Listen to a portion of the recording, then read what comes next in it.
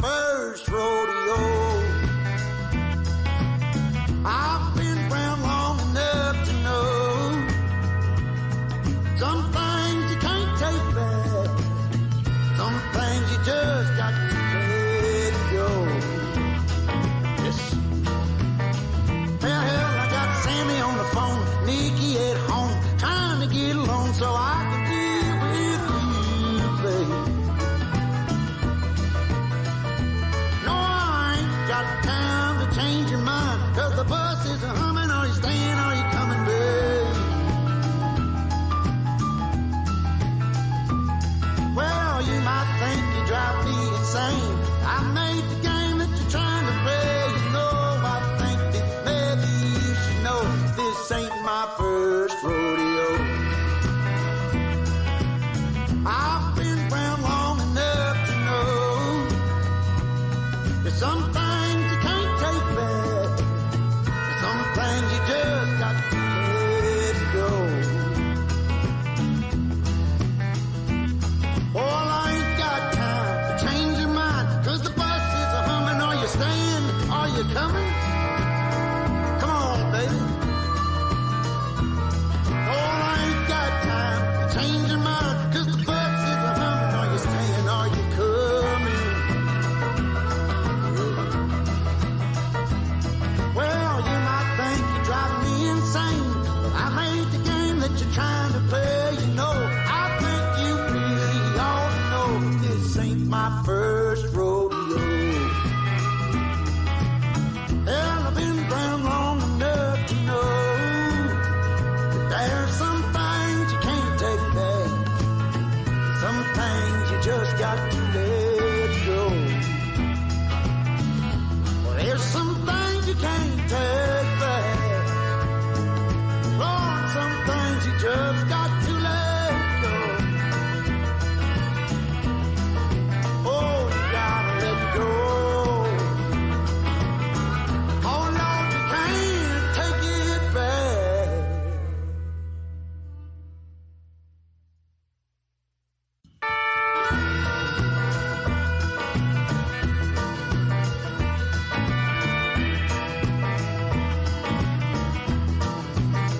Hell, I come 40,000 miles over here to see what them pretty little lips gonna do to me, baby.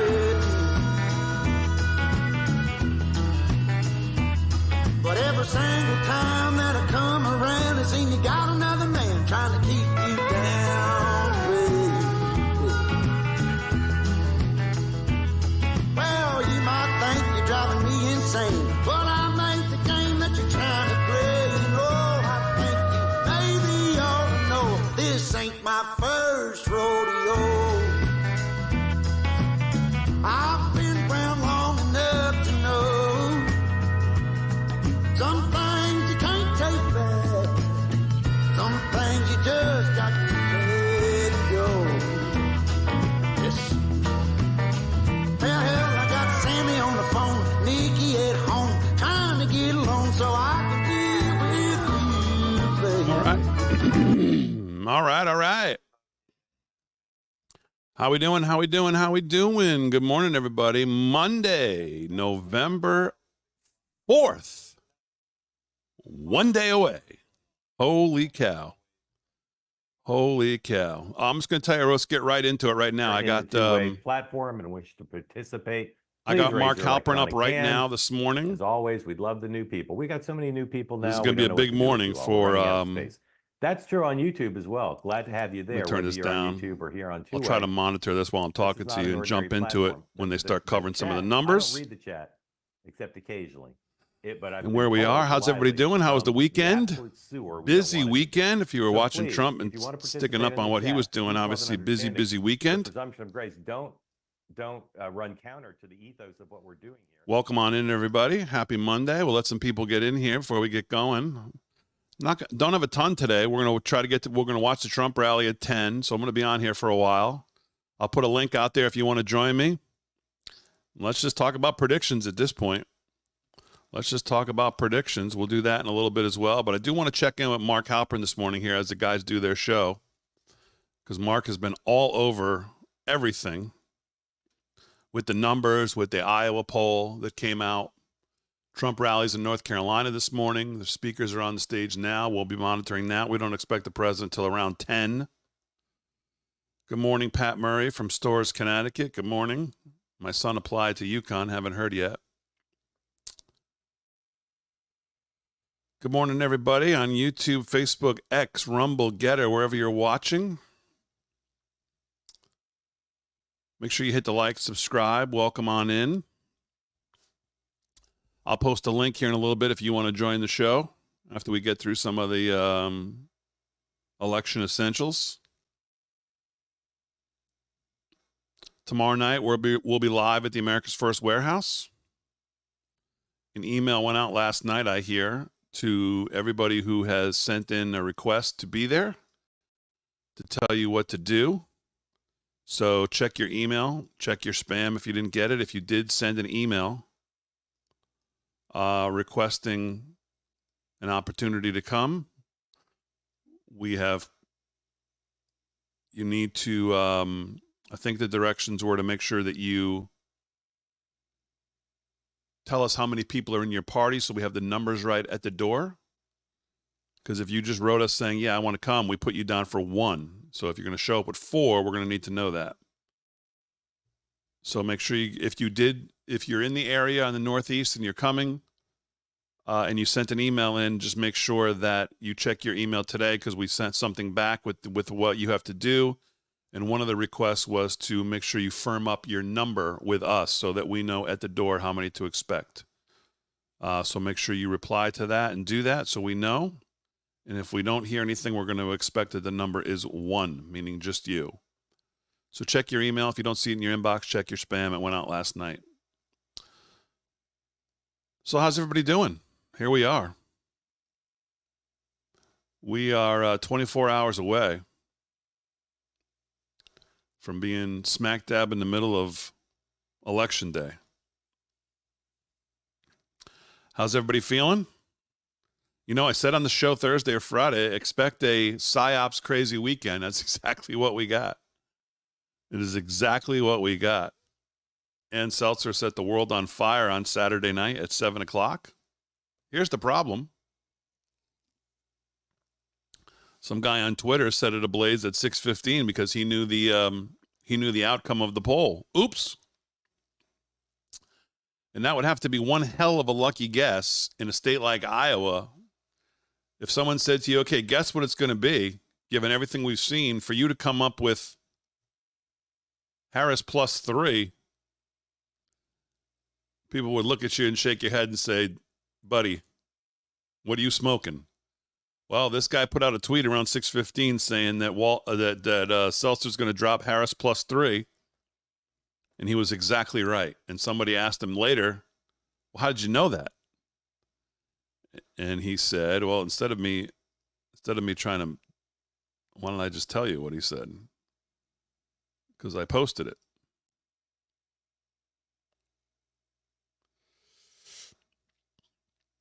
He absolutely nailed it. And someone said, how would you know that? And he said, because this was turned around. You saw all these kind of things. Let me put this full screen so you can see it. This was the setup. Imagine how nuclear the vibes on this website are going to be if Harris leads in the final Iowa Seltzer poll. G. Elliott Morris. Now, what's G. Elliott Morris do? Oh, he's the editorial director of data analytics at ABC News. Wow. What a shock that a guy from ABC News at 6:50, 10 minutes before the poll dropped, says this exact thing. And at 6:50, the idea that this could happen was so bonkers that you would have had to been hit in the sauce to think this was. Oh, and then look, a near 10 minutes later, guess what drops? +3. So we're all supposed to think these people are all Nostradamus in pulling a number that nobody would have in their right mind ever come up with. So this is the guy. Seltzer's about to drop Kamala +3. source, major campaign surrogate, not joking. Mark my words. This was at 6:15. 6:15. Guy says, was that a lucky guess or are you legit? He says, no, I was dead ass serious. J.B. Pritzker just fully mentioned it at a Duke Democrats meeting and was like, oh, wait, that's not being released till later today. Oops. And my jaw fell to the floor, he said. And my jaw fell to the floor. So could it have been a lucky guess from the kid? Highly unlikely. Again, if you were going to guess on the final Iowa poll, you could have guessed Trump +4, and people would have said, oh, really, only by 4? Trump +3. Oh, you only think by 3? Nobody would have guessed Harris +3. No, nobody. At least with any common sense of what's going on the ground. So all these quote-unquote Nostradamus who set it up because they already knew what it was going to be, oh, geez, wouldn't it be interesting if... Oh, could you imagine if? Oh, what would it be like if? And we're all supposed to think that they just were all guessing. I mean, come on. It's just crazy. Absolutely crazy. Let's jump in here and see what they're talking about. So we're going to get to the data, Sean, in a minute, because I think the early data remains a huge problem for them. But let me play John McLaughlin and show you a few elements that speak to my thesis that she's been doing the information flow here in the last week. All right. Item, Nikki Haley. Okay, we don't care about Nikki Haley. We want to hear about the data. That's all we care about is the data. So anyways, we're supposed to think that this Iowa poll is this big shocker, and all these people from ABC News and NBC News who work at the news desk just happen to guess. Oh, what would it be like? I mean, come on. Ridiculous. So we saw that all weekend. Headlines like the one they're putting up right there. And again, we're going to find out. This is where the rubber meets the road. Kamala Harris, as we all know, the weakest of weak candidates. That's why she never made it to Iowa, which is actually the funniest thing about the Iowa poll. The candidate that could never make it to Iowa, we're supposed to believe now, with Donald Trump more popular than he was in 16 and in 20, that the candidate whose only message is anti-Trump, who gives you no reason to vote for her, there's nothing exceptional about her. There's nothing about the way she communicates that makes you want to go vote for her. It's all anti-Trump, all anti-Trump. Well, when Trump is viewed more favorably in 16 and 20 than he was then, that's a bold risk they've taken. Especially when 2/3 of the country think the country is moving in the wrong direction. Your pitch is essentially a referendum on Trump and his personality. Well, we're going to find out. We're going to find out how that holds up. We're going to find out how that holds up. I would say not well. When you look at states, when you look at registrations over the last 4 years, when you look at where the numbers are early voting, 30 of 31 states that register votes by party, meaning Democrat or Republican, have become either more Republican or less Democrat than they were at the same time back in 2020. 30 out of 31 states that do that. Colorado's the only one that's off the reservation. 5 out of the 8 battleground states that we keep talking about, that we keep watching, substantially more Republican and less Democrat than they were in 2020. Every one of them, Nevada, Arizona, North Carolina, Pennsylvania, even New Hampshire.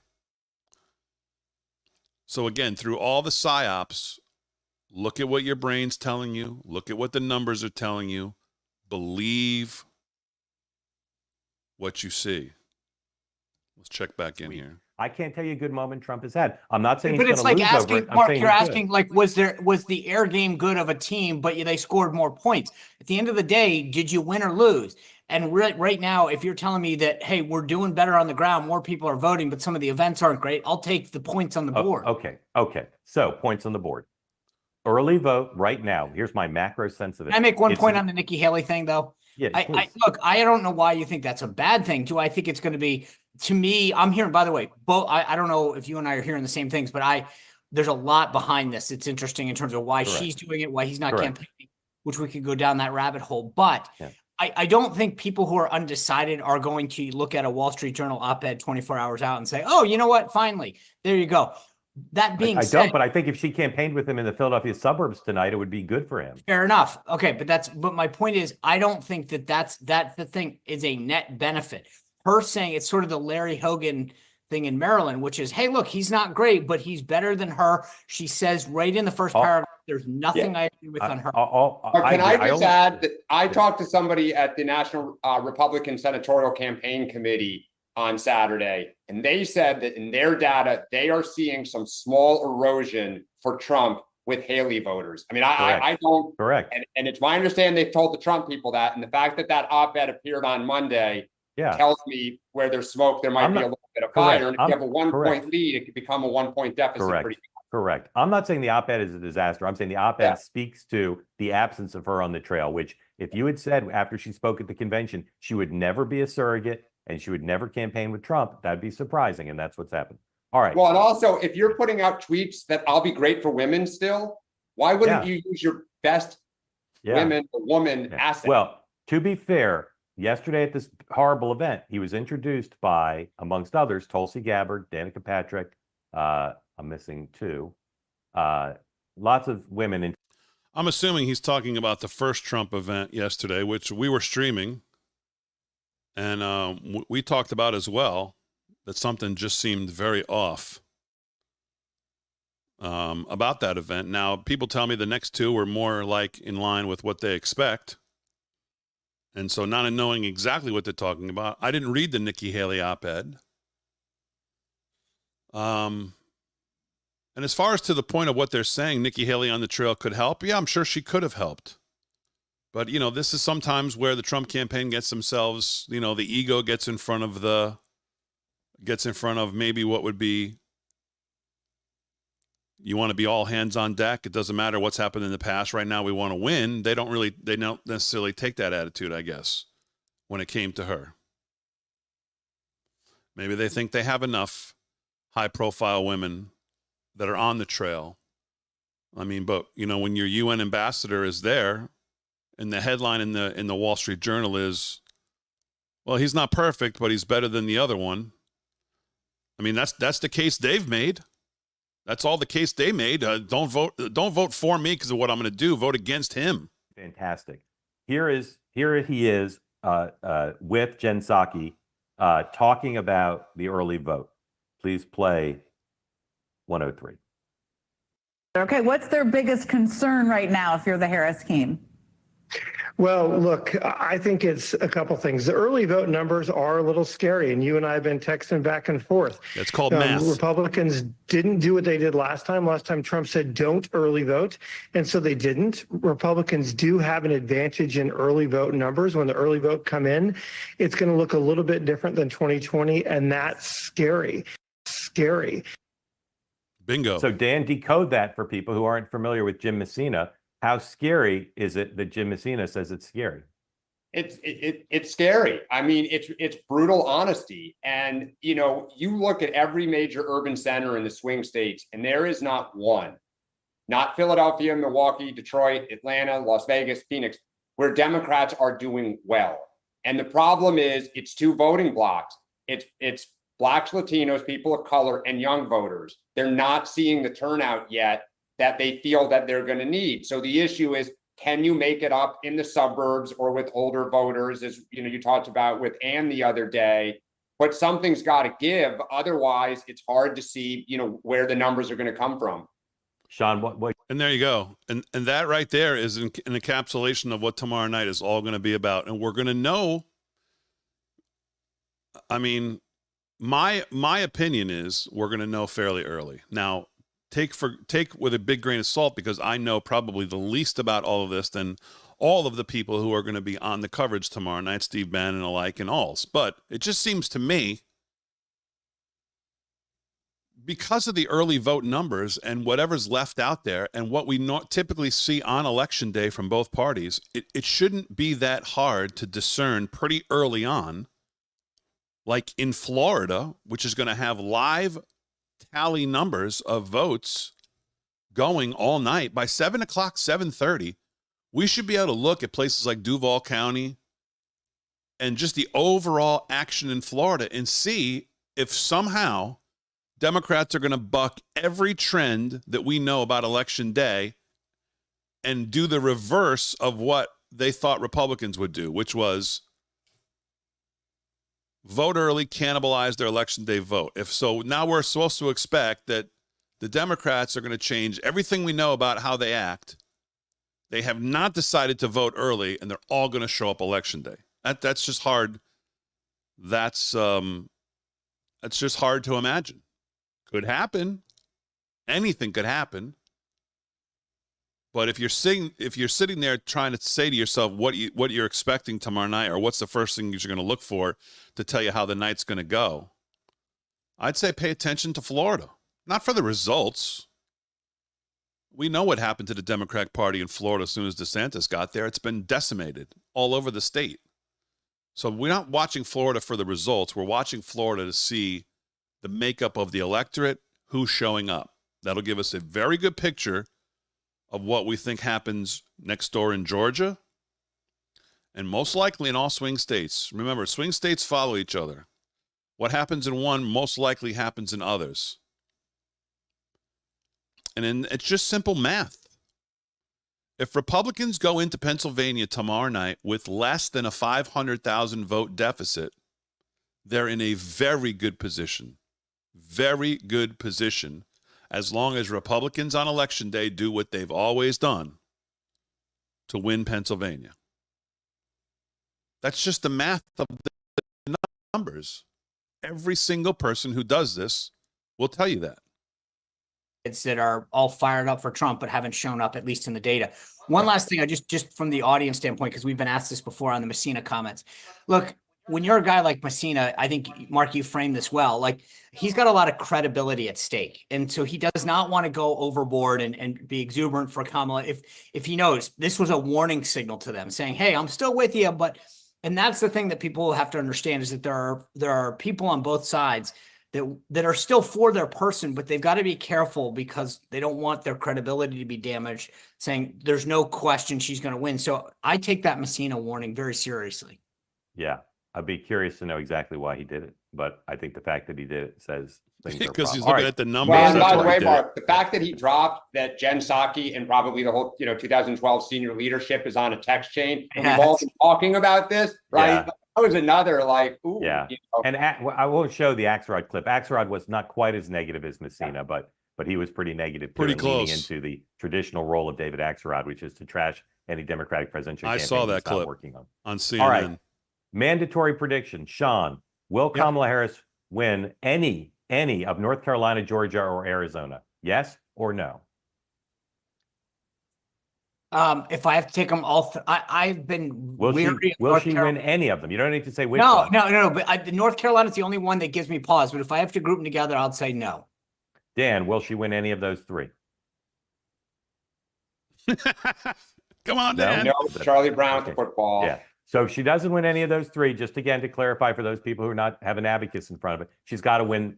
She has to go. She has to win all three of Wisconsin, Pennsylvania, Michigan, and hold New Hampshire, and hold Nevada. Yes. That's not happening. And well, no, not she doesn't. I just win not Nevada. if she wins Iowa, Sean. No, she doesn't need to win. She doesn't need to win Nevada.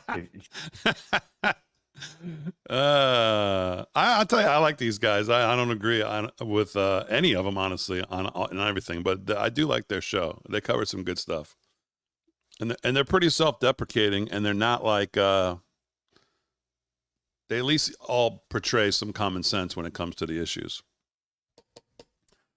Yeah, well, there you go. I mean, we just jumped in there at a perfect time. That's it in a nutshell. I mean, I keep saying this all along because everybody's on eggshells about it. I don't know that this night's going to be, tomorrow night's going to be as tension filled as we all think. Again, and I don't know nothing about this, so I'm the worst person to listen to. But I just, my common sense tells me that it's not going to be a tension-filled night, because I just think the math is the math. And I don't think she can, I don't think she can overcome. Like they just said, if she doesn't, I'm monitoring the Trump stream for 10 o'clock there. I just don't think she can overcome losing all three of those. Let me take a look at what my notes say for North Carolina. Do I have notes for North Carolina? As I'm trying to put my notes together for tomorrow night. Not yet. Let's take a look. We got some time here. We're in no rush, right? We're hanging out. Damon, you're absolutely correct. The numbers don't lie. Democratic Party does. Well, yeah, it's not only the numbers don't lie. It's just that, again, I think if you stop, and again, you have to kind of dig in a little deeper, especially for me, because I don't get all of it, all of the places and the nuances of what goes into all these places. But if you just look at, if you look at the numbers, and then you do the math of, okay, here's where we're going into election day. Republicans have a X vote amount lead, or a trailing by X amount of votes. And then you look at what typically happens on election day. They're in so much of a better position going into election day. So like if they're down, they need so much less than they normally need going into election day. And if they're up, they're already ahead of the game. And then you plug in the math of election day and who normally shows up. It's just hard to get to. I mean, listen, I could be dead wrong on this. I mean, I talk to people on the network who say to me they think we're not going to know for days, if not weeks. I just don't see that. I just don't see that scenario. Unless Ann Seltzer is right, unless she is proven to be right, and we're all in for just a dreadfully long night. I mean, obviously, if she was to win Iowa, it's obviously over. There's no going to be really. I mean, I guess the math would work. He could pick off something, but I mean, realistically, I mean, come on. Obviously, I don't suspect that to happen.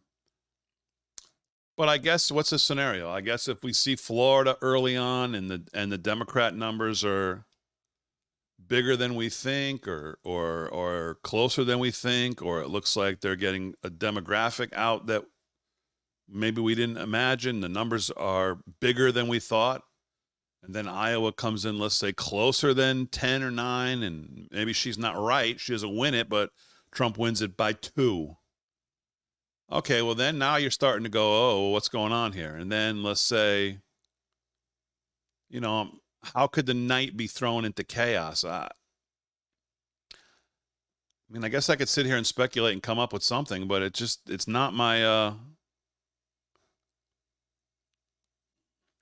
it's not on the top of my list. I think we leave tomorrow night knowing. And if you held the gun to my head and said, you really got to lay it out there, what do you think?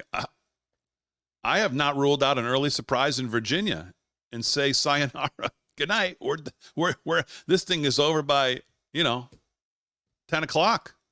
We know, clearly know. It would not surprise me. And it seems like it would surprise everybody else I speak to. Oh, no, we're not going to know Tuesday night. I'm like, really? Again, just what the guy said. If he wins Arizona, North Carolina, Georgia, then she has to win Wisconsin, Michigan, Pennsylvania. Maybe she can win Michigan because it's probably the most corrupt of those 3. I think she could lose Pennsylvania and Wisconsin, and I would actually lean towards that right now, that she's going to lose both of them.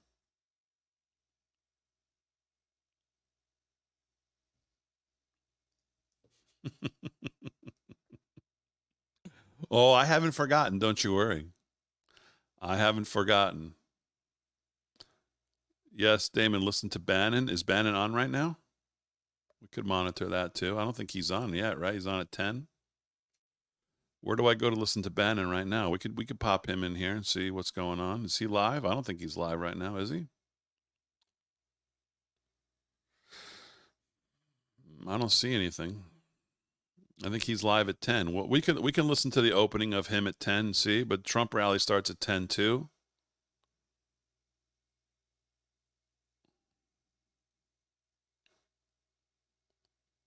Let's see who's on.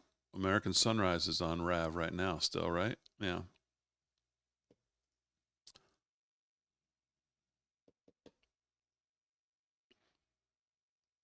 Let's jump back into what Time Sean's by about talking about. half. So Oh, they're talking about running the New York City Marathon. Okay. Yeah, Bannon comes live at 10, right? Exactly. All right, so we have some time. How about we want to do some predictions. We want to do some I'll open it up to you guys. You guys want to jump on here? Let me post this link if you want to join me.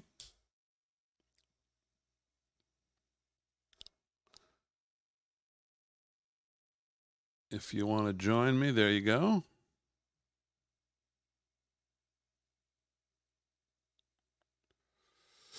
Let me also send this out to the boys this morning and see if anybody wants to join me.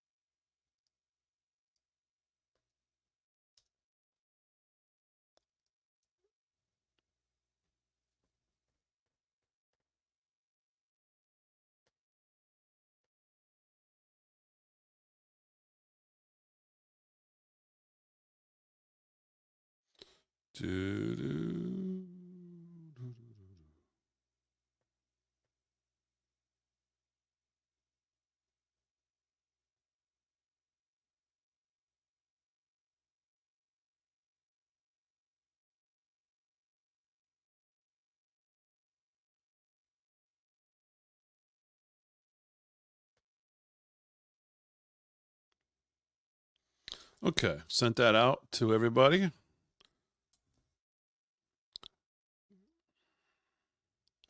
Post it again here.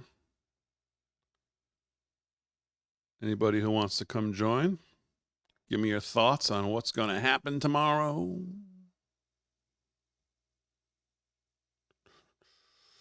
We're monitoring Trump in North Carolina this morning at 10. We'll monitor that. We'll monitor Bannon at 10 as well. Looks like most of the streams on Trump are not going to be live yet until he gets closer to taking the stage.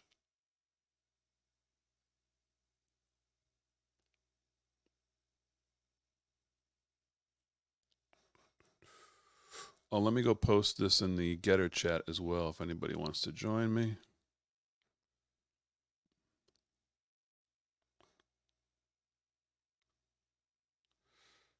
See, here's another. Tom thinks, I don't think the results will be tallied for a couple weeks based on all the shenanigans going on. Yeah, I don't see that.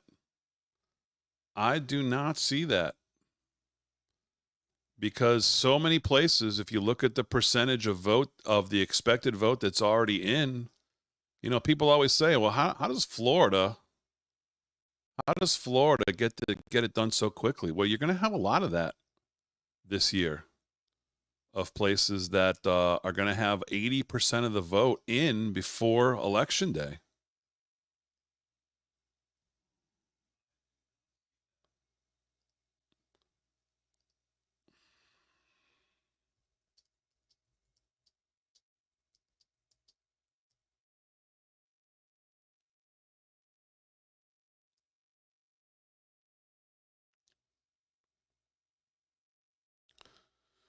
Okay, people on Getter, I just posted the link there if you want to join me on the show. Give me your prediction of what's going on. Let me go over to the Rumblers and see if did the link come through over there on Rumble. Rumble.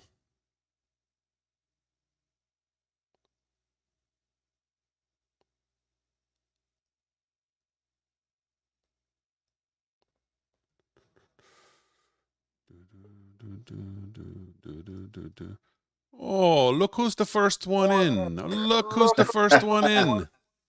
Yeah, rise and shine. Daylight Rise savings and time is shine. gone. It's a big week, my friend. Oh, I know. I've only got a little bit of time, but I wanted to pop on and see what's happening today in the world of news. Share a few thoughts, all the usual stuff. How was your weekend? It's a good weekend. A little family fun, busy weekend. Car shopping. Oh, nice. Need to go look at that Blazer. Oh, very good. I think the main thing, and see where you stand on this. We were just talking about, because I was talking over the weekend with people on the network, correspondents and such, talking about where they're all going to be on Tuesday night. And I had a discussion about, do we leave Tuesday night knowing what we have a pretty good feel for what's going on? And I said, I think for sure we leave Tuesday. And I think I'm the only one who thinks that we're going to know Tuesday night by the time we get off the air, like what's going on. I mean, do you think, what's your scenarios for Tuesday? Yeah, I feel the same way you do, because the large amount of early voting that's occurred. But I guess where the rest of the world and pundits might be coming from is that the slow nature in which a lot of these states are counting votes now. From the mail-in and everything else. Look at what happened last time. It was super slow, and then of course the whatever the left is going to pull, frankly, to delay things and at least try to delay things.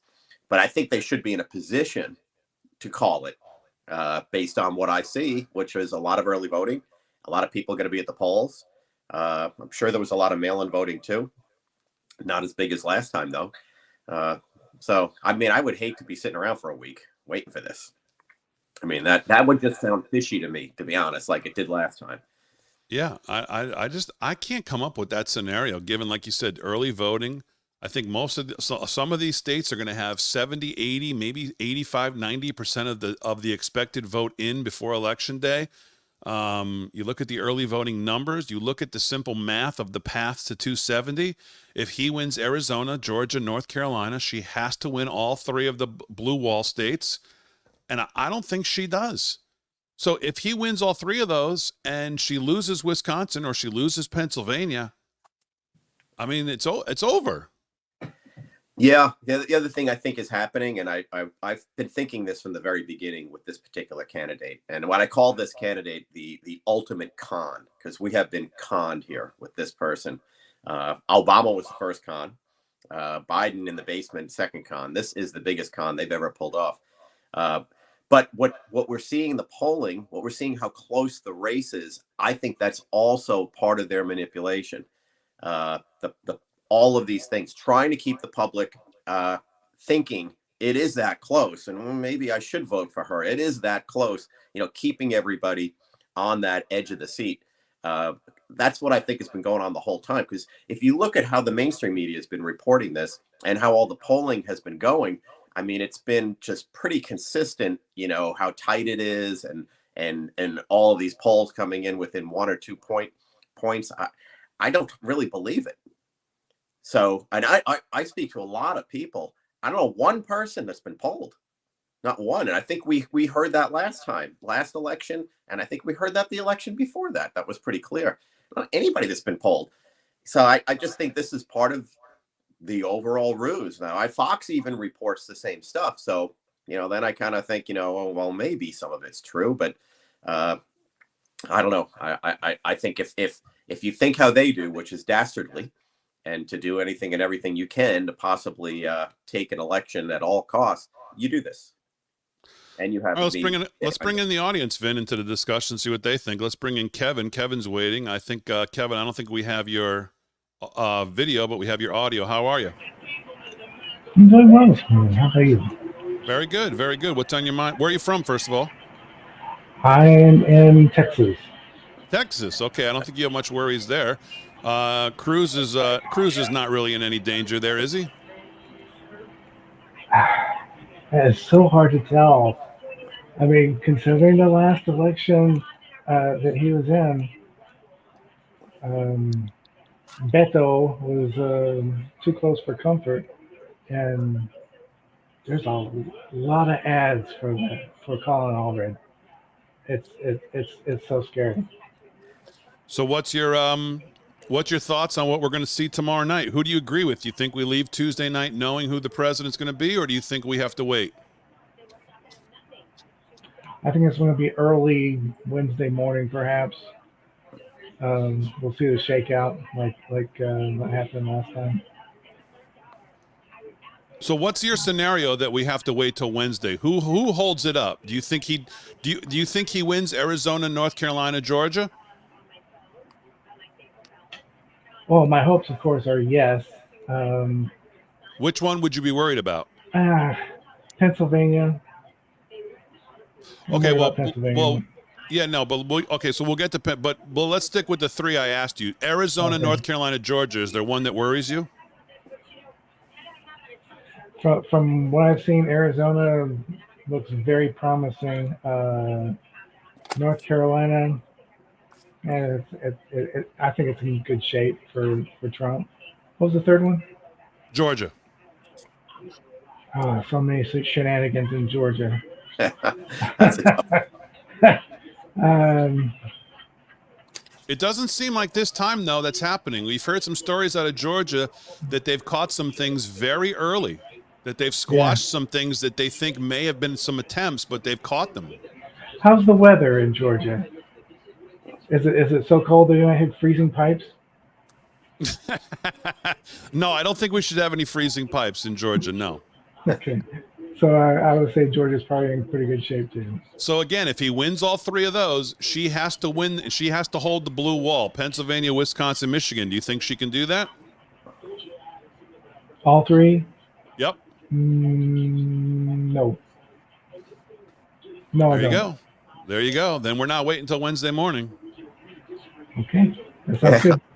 I was in All right, Texas, Kevin, by the thanks. way, Dave and Yeah. Kevin, when Beto O'Rourke ran. I remember I was in Austin on a project for a good length of time, and I think where Kevin was kind of moaning on the Texas thing is, there's so many liberals that have moved into Texas, into Austin, into Dallas, into San Antonio, and a lot of these cities because the companies from California moved over. And I could not believe it, Kevin. I don't know if you saw this. I remember riding my bike one day. I used to love to ride my bike around Austin, and there were Beto O'Rourke signs on every lawn. I didn't see one sign for anybody else, in the election other than Beto. And then he had a huge event in Austin with Willie Nelson and all this kind of stuff. And I was like, what the heck is going on here?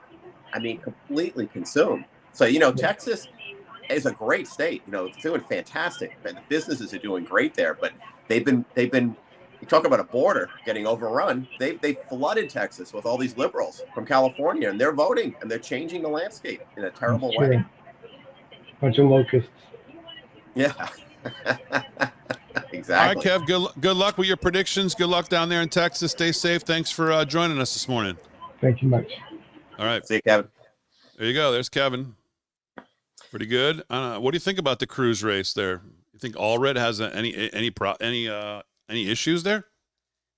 I think Cruz it's going to be closer than people think because of what I just said. I mean, it's not a small thing.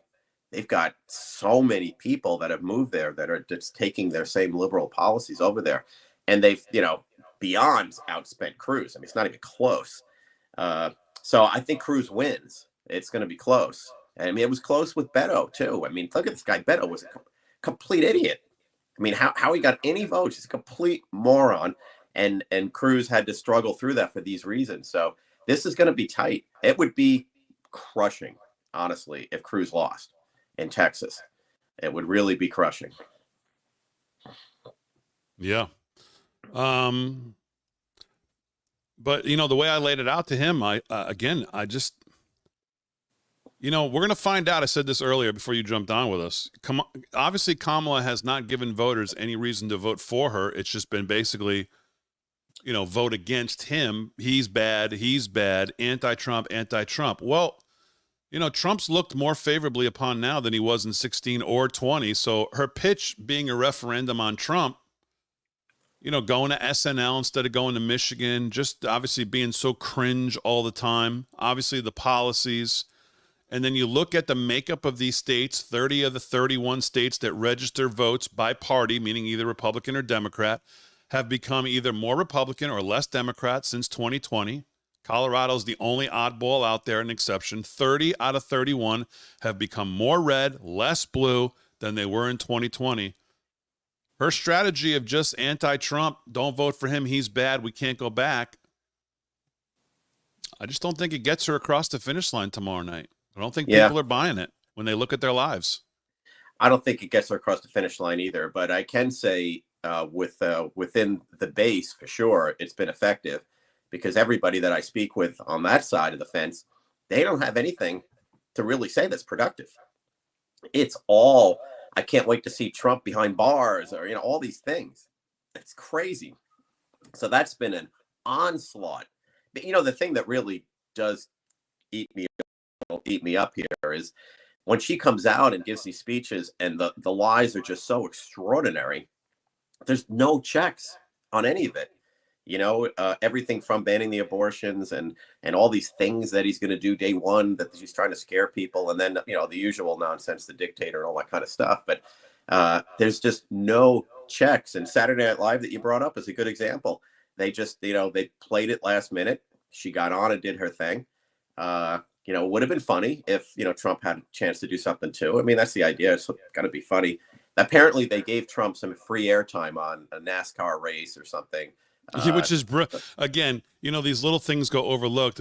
You know how much the audience for where they gave him the time is probably 8 times the audience of SNL. Right. Right? Yeah. I Absolutely mean, amazing. I didn't even know it happened until this morning. I saw the ad that the ad that they ran. I think it was like 90 seconds or 60 seconds, whatever it was.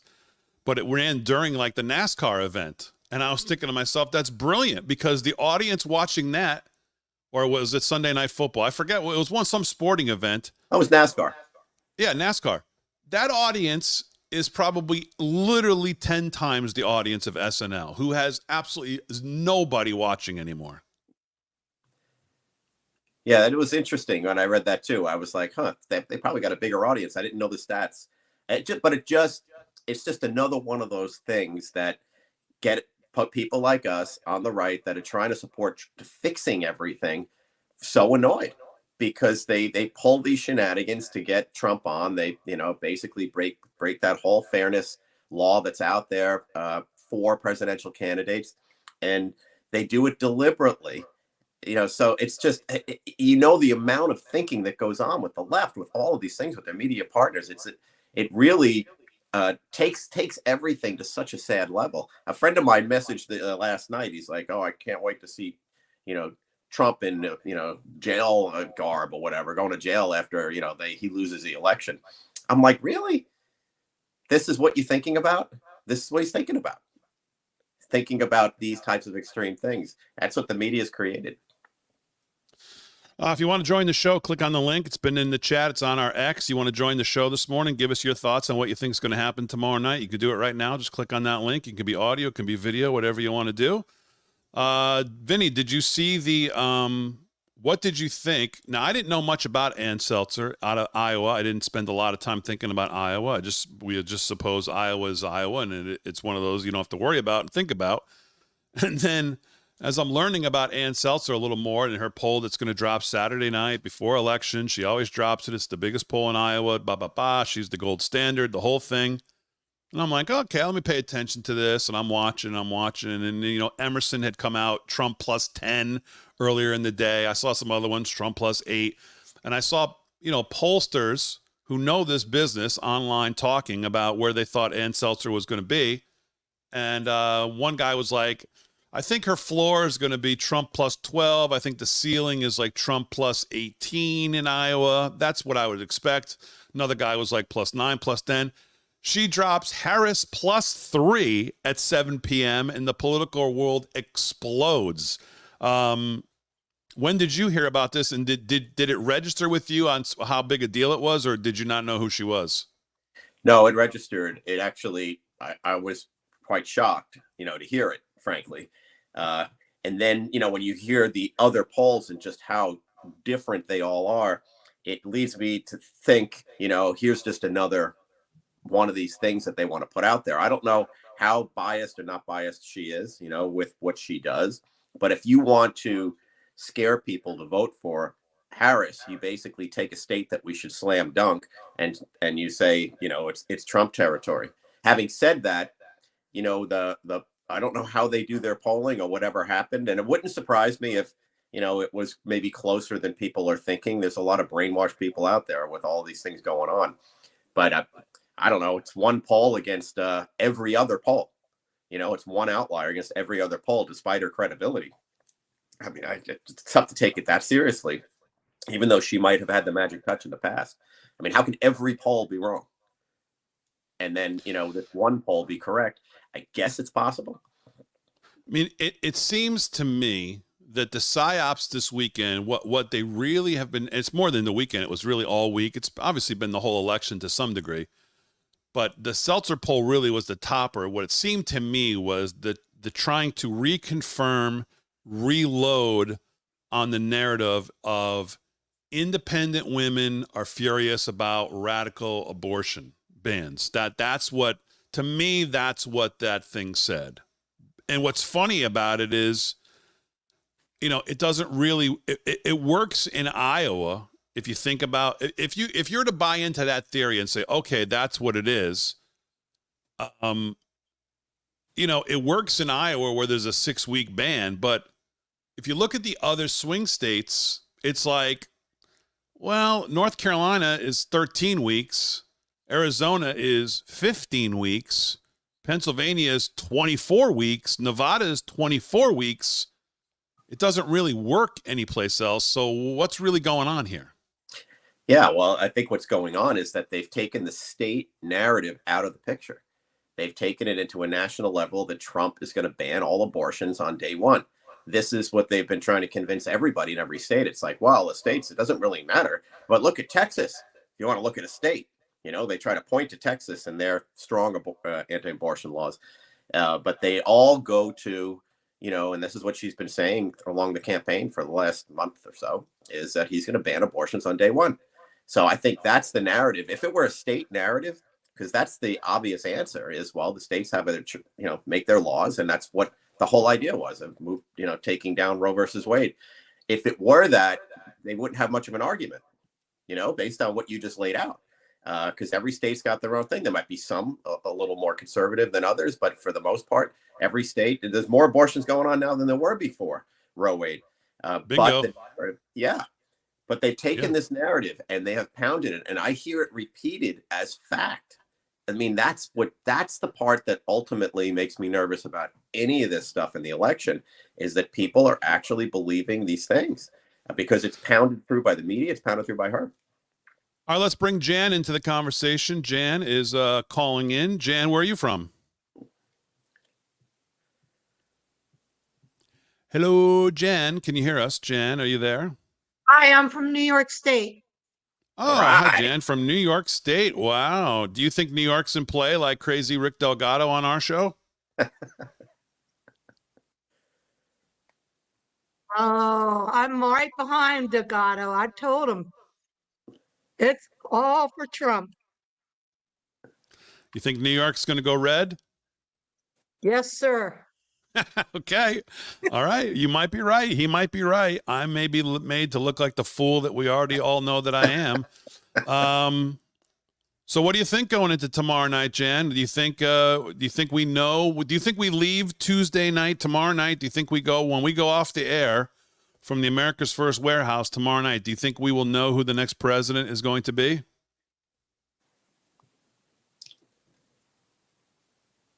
No, because they're going to cheat like crazy. Yeah, that's the sentiment, with everybody, David. So can you expand on that a little bit, Jan? When you say that, where How? What do you mean? Give me just a little context.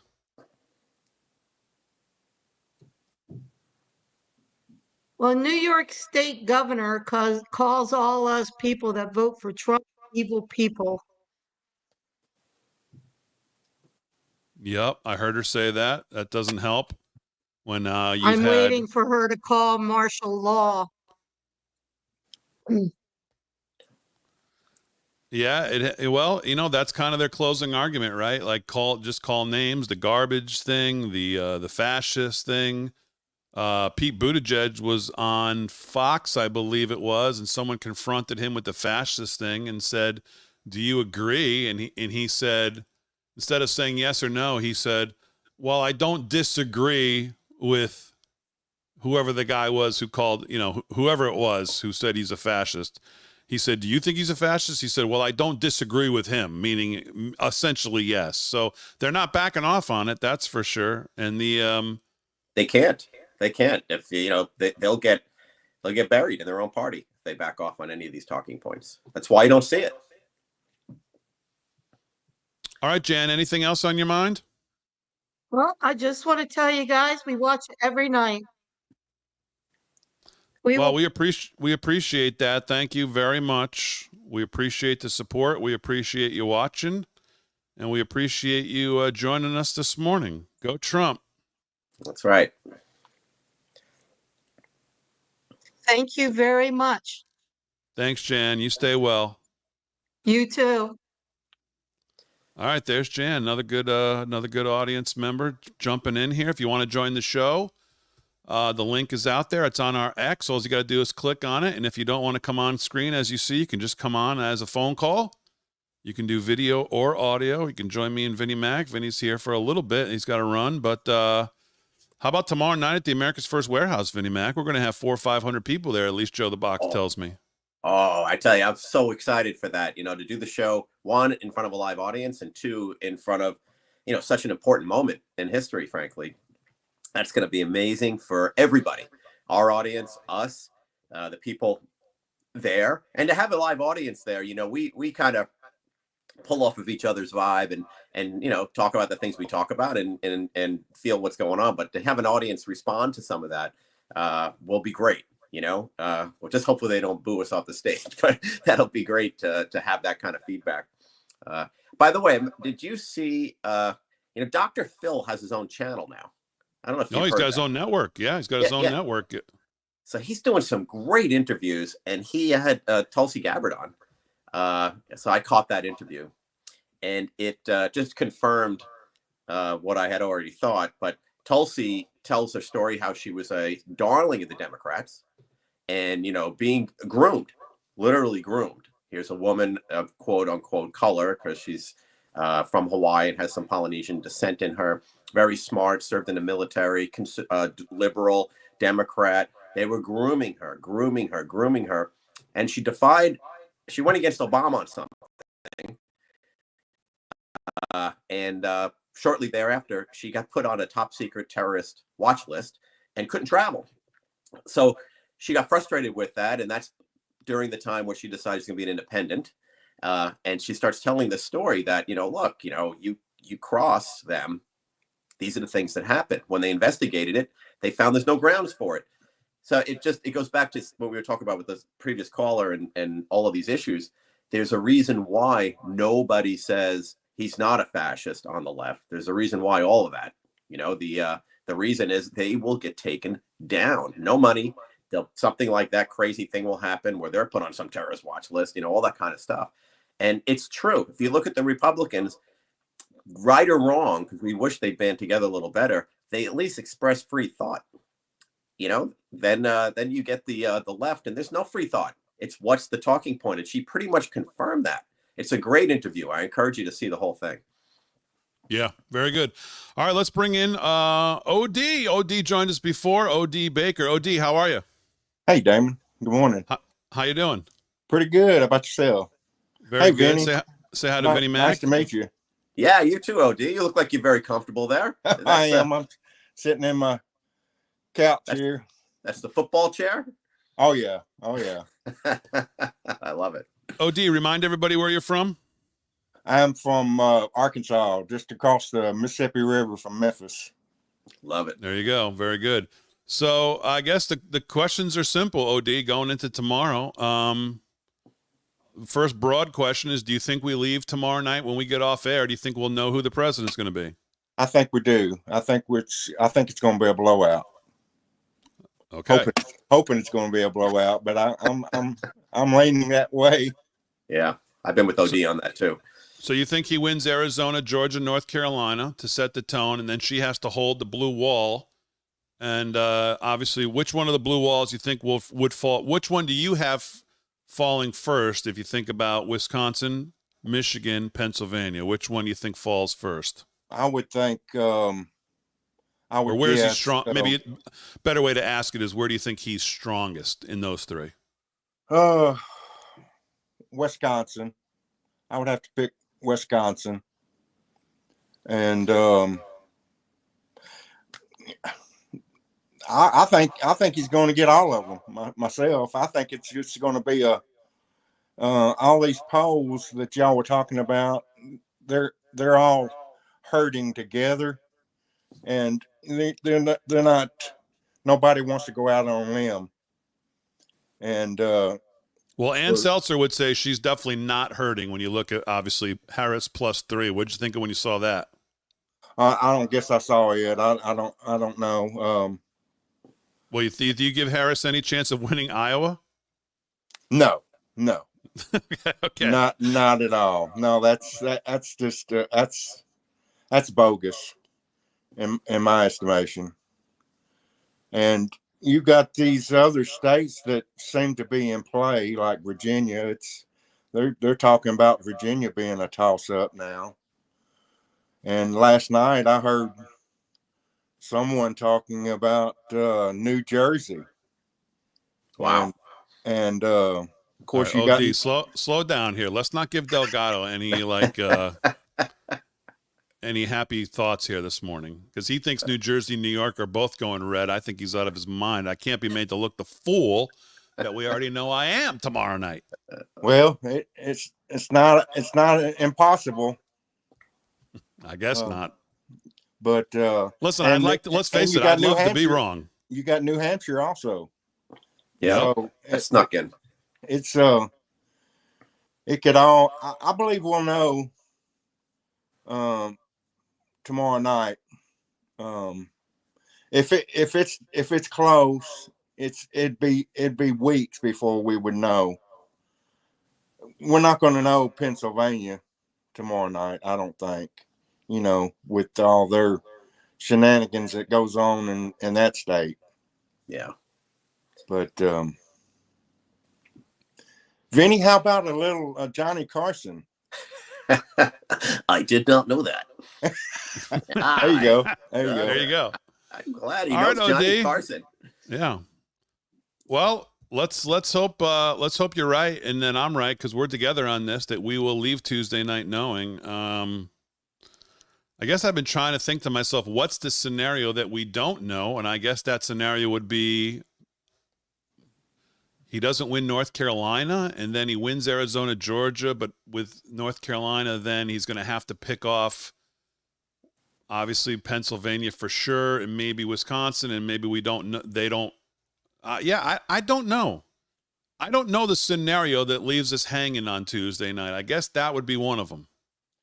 Well, you haven't said anything about Nevada either, or Nevada, however you pronounce it. Yeah, you had it right the first time. I say Nevada, and I always get creamed for it. Nevada, Yeah. like Apple, Nevada.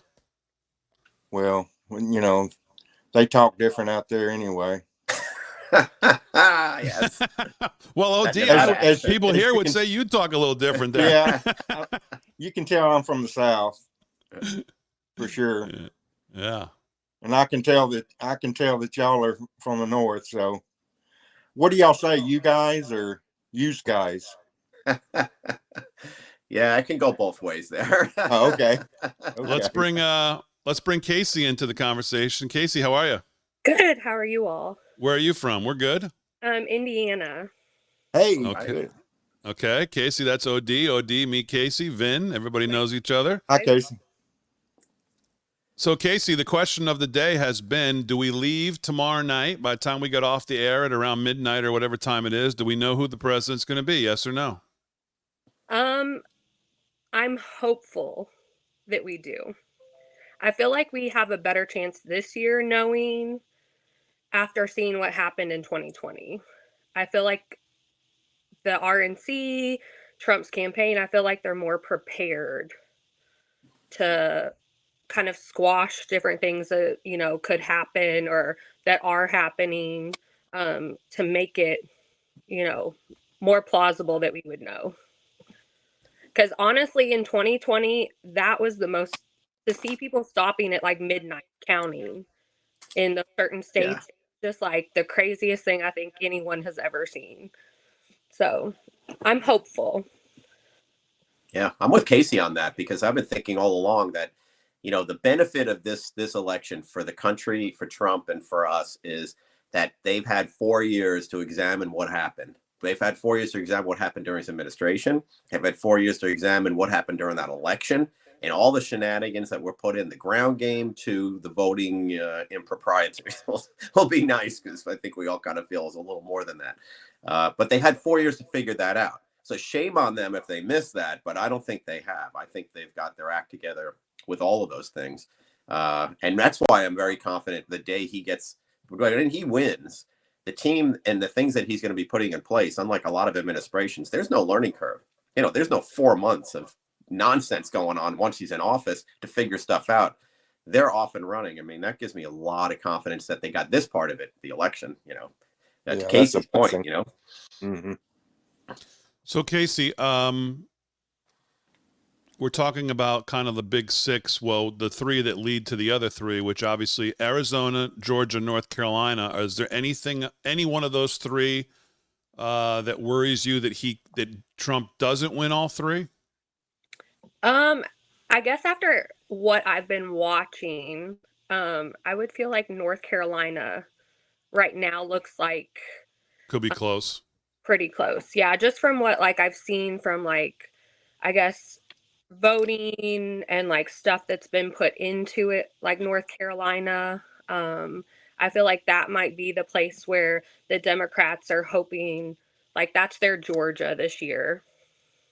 Because I feel like they are already after what they've seen right now in Georgia and Arizona, I think they are seeing that there's just no way for them to pull out those states. So I think they're hoping that they might be able to slip in there in North Carolina and somehow pull that out.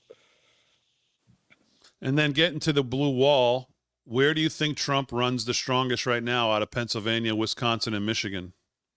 Honestly, I think Wisconsin, just some different articles and different things I've seen lately that I think people are actually kind of have looked past Wisconsin. And I know I was watching, I think the Charlie Kirk show and stuff last night, and them talking about how even the Democrat people in Wisconsin think that it's just a no-go for her there. And they've basically pulled everything out of Wisconsin. And are not expecting, and they even the Democrats expect her, if she wins, they would be shocked, is what they've been saying. So yes, we reported that the other night. Mark Halperin said that he has three. He talked to three people, 2 Republican, 1 Democrat operative in the campaigns, and they said at this point, quote, we would be somewhere between surprised and shocked if she was able to pull out Wisconsin. So again, the math, looking through all the gaslighting that we're seeing this weekend with the Seltzer poll in Iowa and others, if he wins Arizona, Georgia, North Carolina, which right now seemingly we're in better position than we've ever been going into those three. Charlie Kirk still wants to see big election day turnout, but seems very comfortable about what's going on in Arizona. She has to hold the blue wall. And if you put a gun to my head, I think she loses Wisconsin, and I think she's a very good chance if the margin going into tomorrow is less than 500,000 for the Dems up, she loses Pennsylvania. And that's why I think it's not a we don't leave Tuesday without knowing. I think we'll know. I think it could be quick. I hope so for all of us. I mean, to go Me through what we went too. through last Me year, too. I mean, man, that was not only tough, but it was disheartening, to watch corruption going on in front of our own eyes, so. Yeah. God bless all the work that Charlie Kirk's put in. He's been amazing. He really has.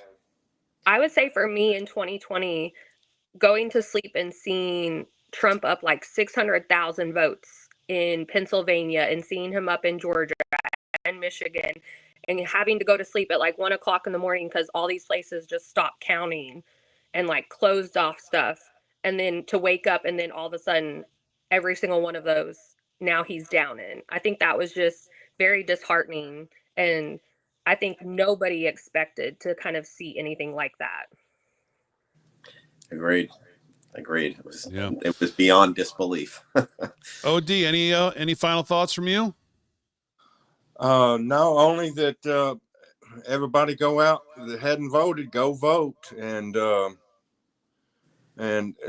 expecting a big day tomorrow, because these 4 years have really gone by quick. We were so disheartened with the loss in 2020. It's amazing that we're here again, and just praying for victory tomorrow, and that's my final thoughts on it. OD, thanks for joining us again. We hope we'll see you. We'll keep doing this, so we'll see you again, I'm sure. Thank you, Damon. I appreciate it. You got Jenny, it, bud. nice to meet you. Casey, take care. Nice to meet you. Thank you. Weird, wacky stuff there, OD. Weird, wacky stuff. All right. All right, there goes OD. Casey, I'll give the floor to you. Any closing thoughts here? Honestly, my biggest worry is, I don't even think just for this country, but I think just for President Trump in general, that if he loses, knowing they will put him in jail in November, and make sure that he never gets out of jail. And like, just to see a man that has literally dedicated his final years of his, part of his life, like half of his life, to this country and exposing so much, basically the global elites that have been taking over like our colleges, our education system, just parts of this country, and him exposing that and kind of being like that wall in the way of letting them fully take us over. To me, that is that would make me the most sad if he does lose, knowing that what they're going to do to him. Yeah. I was telling Dame this morning, it's a great I've got point. a friend reveling, a liberal friend, reveling in the fact that, he's going to be in pinstripes there, after the election. I'm just like, it's just sick. It's sick to think it.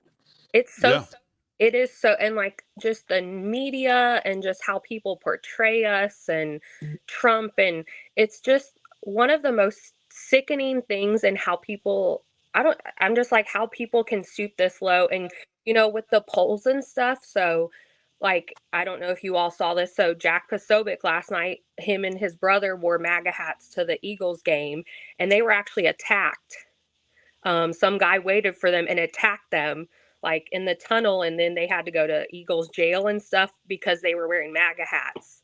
And it's like, well, no wonder nobody answers these polls and tells you whether or not they want to vote for Trump, because you can't even walk around in public without people attacking you just for wearing that, and just even, Nick Bosa, the NFL saying that they're going to do something because he's wearing a MAGA hat, like, I mean, how ridiculous our country has come. And the fact that people are like so upset about a movement that is actually focusing on America and America first is just crazy to me. Yeah, great points. Casey, thanks for joining us. Well, thank you all. I love you all so much. Keep doing what you're doing. Thanks so much. We appreciate the support. All right, there goes Casey. Let's bring Lonnie in. Lonnie, how are you? I'm good. Good to see you again this morning. Good Live to see from you. Kansas. Good to see you. Remind everybody where you're from. Medicine Lodge, Kansas. There you go. Say hi to Vin. Hello, Ben. I watch you guys every night. We turn off man. football to watch you guys. Ah, I even wow, that's got a my big wife deal. watching you now. Vin once had a mustache like you, Lonnie, but he decided to get rid of it. I did mine on a bet from a friend of mine saying that we couldn't get free drinks if I grew my mustache out. And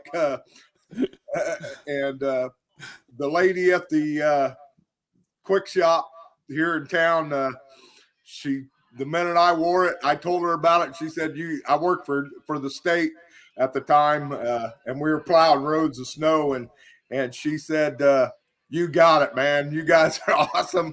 That's the best thing I've heard. So she gave us free drinks from then on.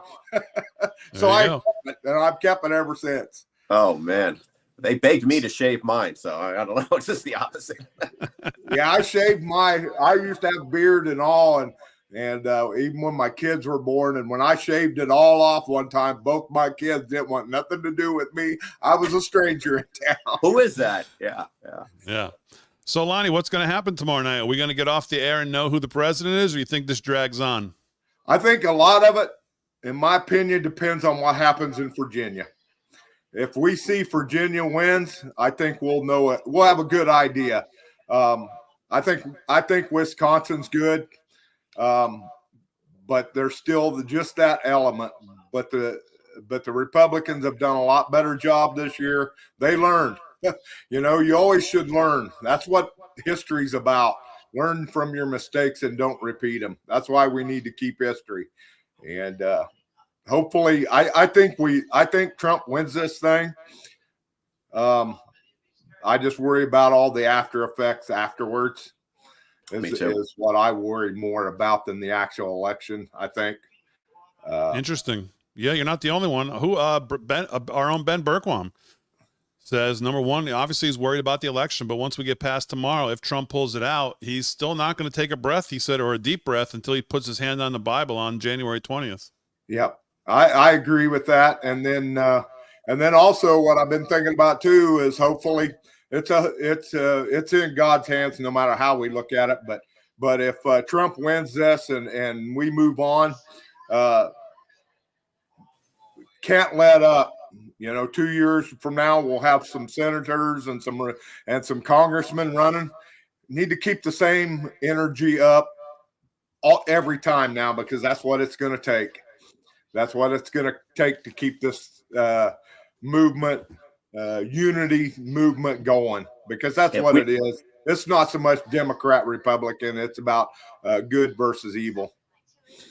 There's no question about it. And if we cannot keep the House and the Senate while he's president, we're going to see the same nonsense. There'll be bogus impeachments, leaked phone calls, all the other nonsense that happen. It's imperative he has that support in there to get, to unify the things we need to unify, but to clean this thing up. So we have to vote hard. We have to stay on this, pedal to the metal. I mean, Republicans look like they're in a good position to win the Senate, at least from what I'm seeing. But I implore leadership, once we get that old fool McConnell finally out of there, can we not just default to the next gold-plated empty suit, who would be John Thune or Barrasso or these morons who stood behind Marblemouth for years, letting him do his garbage? Can we not just default to them as the next coming of leadership in the Senate? That would be like a start. Yeah, that's what we have to do. The rhinos have got to go. They just have to go. That's all there is to it. Or it's going to be the same old, even if Trump wins. It's just going to be the same bull crap that they've been doing and going to continue doing, lining their pockets, and that's all they care about. They don't care about this country. I don't care what they say. There's much a part of the problem as these left-wingers, too. They're all sort of in the same, bowl of soup. These rhinos with Nancy Pelosi and Schumer and all that. Even though they might have different views, they're all in the same bowl of soup. We've got to break that out.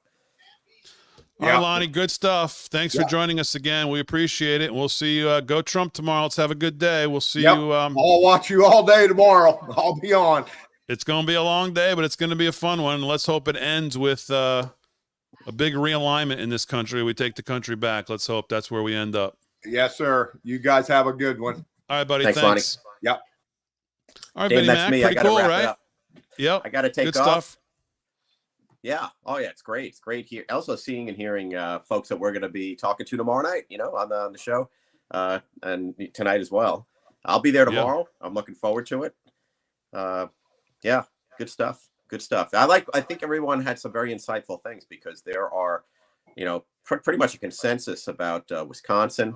Virginia would be amazing, if he pulled off Virginia, like right there, right on the Washington hub. It would be amazing.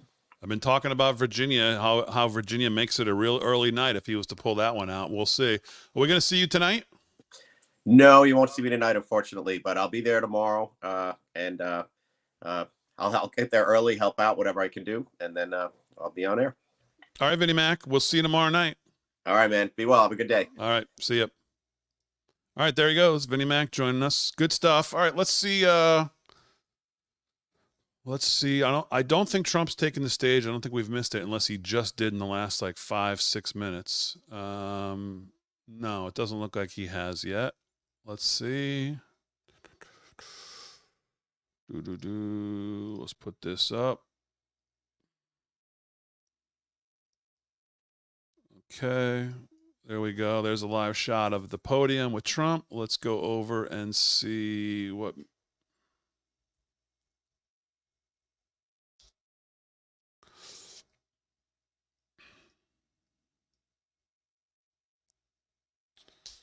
Bum, ba, bum, bum, bum. Let's go. Let's go. Let's go.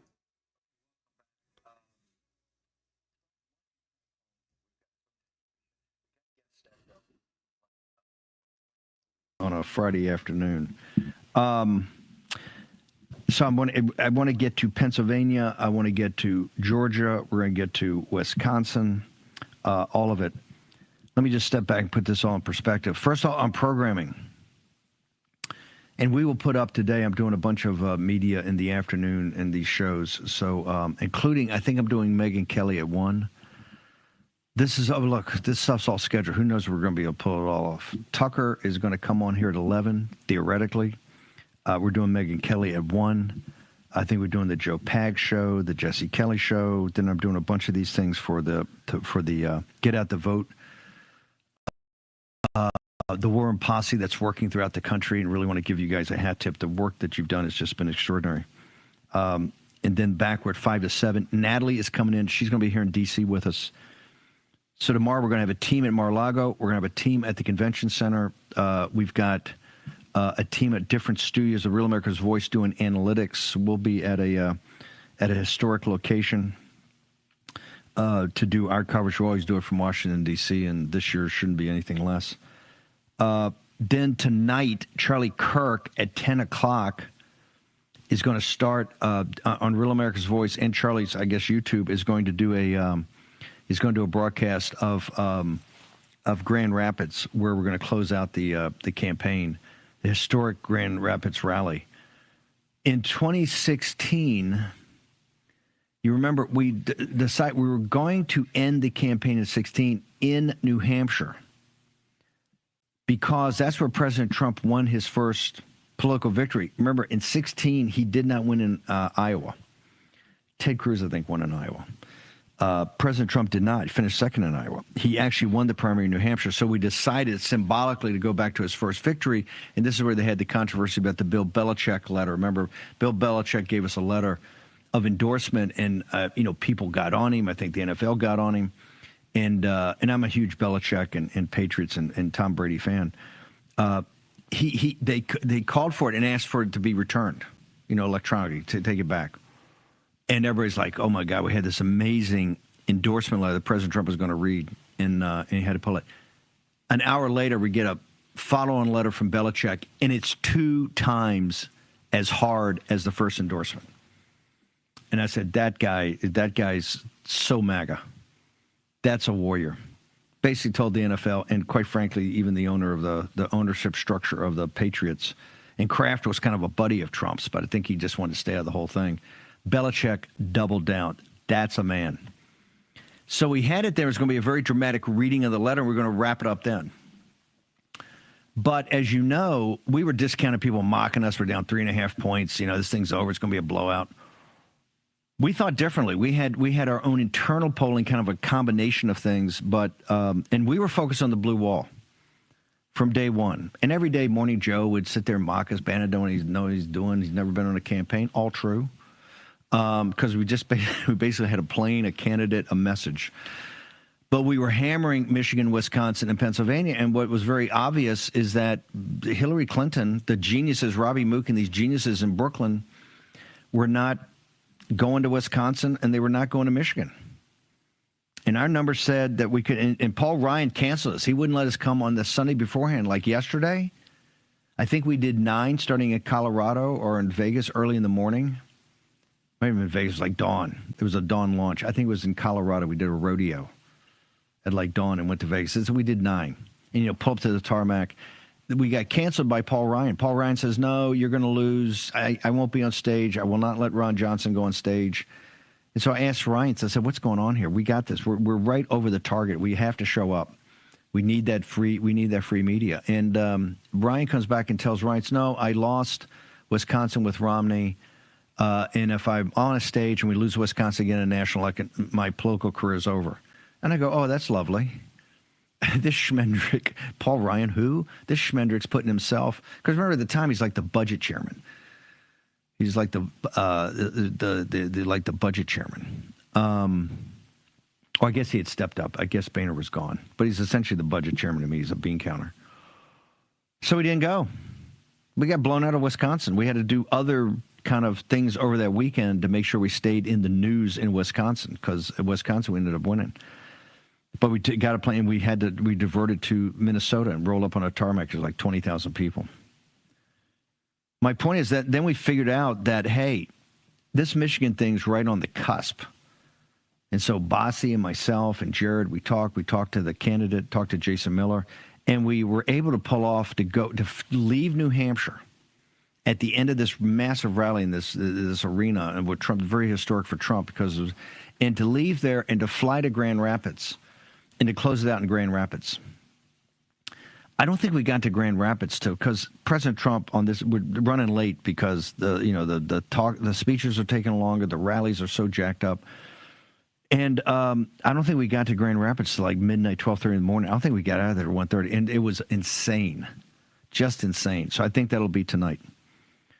Remember, this tonight, when we win tomorrow, and President Trump will continue to do rallies, and he'll do rallies like we did, the victory tour. He'll do additional rallies in the future, and he'll be involved in other campaigns in the future. And but tonight will be the last rally that Trump does as a candidate, and so it's historic. And so we'll get information. We would love as many people as possible to join at 10 o'clock. Who knows when they're going to take stage? But I'll talk to Charlie. I'm going to try to join that. Although our crack team, we're working to shift the flag over to where we're going to do the broadcast tomorrow. Let me go back here to, if you go up on my Getter, and if Grace can put it up on Twitter, a pretty smart analysis from Brother Olson over at the New York Post, where he walks through his call, looking at the analytics and some of the polling in the early vote. He kind of combines everything, and he comes out with a Trump squeak victory, state by state. By the way, we're going to do that as well tonight. We're going to try to make the move from the studio to the America's First warehouse during the day today, and broadcast tonight from the America's First warehouse as kind of a test for tomorrow night. So that'll be our plan as well. At best. That's why Georgia North Carolina hangs in the balance. You've got to go out and represent North Carolina. Of course, Georgia. MTG told us, hey, this thing's far from over. You're going to have to go vote. Same in Arizona, same in Nevada. Now, the early vote numbers, I think, look very solid. And here's the key point, as we just read that tweet that the guy Chapman put up a moment ago. This is what we said. They have not built a firewall. They had not built a firewall on the early voting. That's critical. And I think if North Carolina, if the Tar Heels come through tomorrow, that we've cut off, and this is very different from 6 weeks ago. 6 weeks ago, as I used to do in my civics Around lecture, 6 p.m. my government lecture I don't know if it's going to be exact, but at Danbury. in the 6 to 7 hour. Think about the irony of that.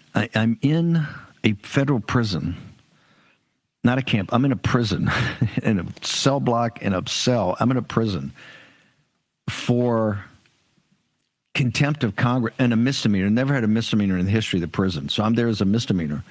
And I'm teaching civics. But I'm there, oh, you're an insurrectionist, but I'm teaching civics. And the crew couldn't get enough there. The inmates, they're just fantastic. It was just amazing. Most of them were non-violent drug, dealers. Hispanic, black, white was the bulk of the class, but they couldn't get enough, and particularly the numbers. And I kept saying she has multiple paths to victory, multiple paths, and that's her field is kind of narrowed over time. That's why she's spending all day today in Pennsylvania. And she's going to Pennsylvania. She's going to she's going to Allentown, I think, which is a Hispanic majority town. President Trump's going to Reading. I think Reading's a Hispanic majority. But if you look at the numbers and the detail of the early vote in Pennsylvania, her problem is African American men are not going to vote for her. I can see this in Danbury. The First Step Act, they consider her the queen of mass incarcerations.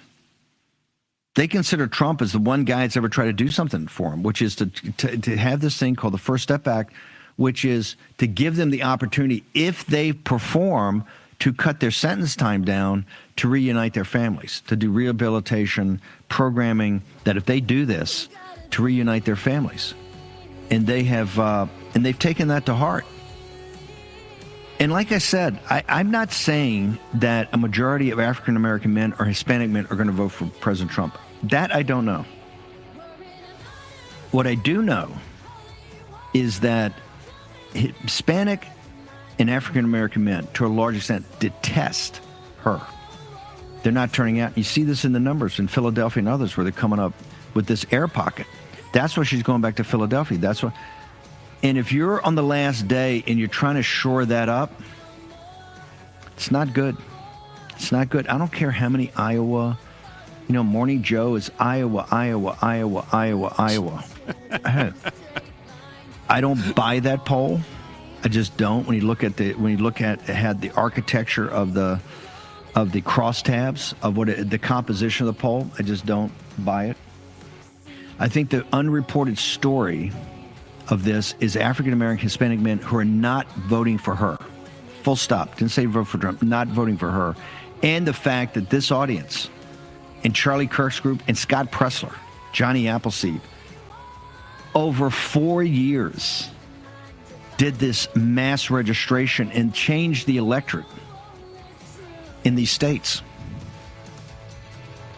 Modern day holy war is going to take us out. I want to thank. Yeah, there you go. I think a lot of what Steve says there is right on the money. I mean, I even make it less complicated than that. North Carolina does seem like it could be still maybe not something we can say is comfortably in Trump's category. So I guess that's maybe the one place that could hold up the night. Obviously, if Ann Seltzer is anywhere close to right about Iowa, obviously that'll be the shot heard around the world. But again, I don't even think we need to wait that long. And what's Iowa close at 9, I think? I think we can look to Florida to get a very good idea of what we're going to see. We're not watching Florida for results. We know what the results are in Florida. That's not why you watch Florida. You watch Florida to see the makeup of the electorate. That's why you watch Florida. You watch Florida to see the live election day turnout numbers. How many Republicans, how many Democrats, how many independents are actually voting? The trends that we'll see in Florida early in the night are going to be the trends we're going to see move to other states. So if you watch Florida early and you see any surge from either side, if the numbers look really good for the Democrats, then you say, oh, okay, hold on here. But if they look like what we've seen in normal elections and the Republicans look more or better than what we normally see there, it's not going to be a long night, because that's going to carry over to North Carolina. That's going to carry over to Georgia. Again, it's not about results in Florida that we're watching Florida. It's going to be about comparing Florida election day voting versus Florida early voting. Who's showing up? Who's out there? That's going to be a strong signal to watch early on in the night. And they'll have live election turnout numbers right away. So you will absolutely be able to track them and see. So that'll be the start of the night. That'll be the start. Whether we start at 6, 6:30, I'm not exactly sure when we'll go live on all socials from the America's First Warehouse. Once everything is set and all the kinks are worked out, we'll go live. And let me just set the table. If you're going to watch us tomorrow night, you're going to watch us, it's not, because certainly, obviously, it's not going to be a regular show. 6 hours of covering the numbers is going to be a lot of just kind of like, you're going to basically have a view into the America's First Warehouse. Don't expect us to talk for 6 hours, especially as returns start to come in. We'll bounce back and forth between us there and the network, what's going on in the network. There'll be some of us kind of sitting around, probably taking in the numbers. It won't be 6 hours of a regular show of us talking, obviously. It's kind of just going to be, we're going to put the stream on. You're going to be able to see what we're doing. We'll join the network at points throughout the night as well. We'll bring you some of the network coverage as well. We'll jump in and out of what they're doing. We'll probably jump in and out of some of the major networks too, especially if this looks like a Trump rout. I definitely want to be taking the meltdowns on all the other networks live, so we can see that happen in real time. So we'll be doing some things that I'm sure no one else will be doing. But that's kind of set the tone for the stream. It's not going to be 6 hours of us bantering. No one can do that. Well, Steve Bannon probably could. I certainly cannot. But all the guys will be there. They'll all get to weigh in. We'll talk to some people probably in the warehouse. So it'll be a good time. It'll be a good time. All right, we're still waiting for President Trump here. Getting the day started, still a little late. It's supposed to be 10. 4 rallies today.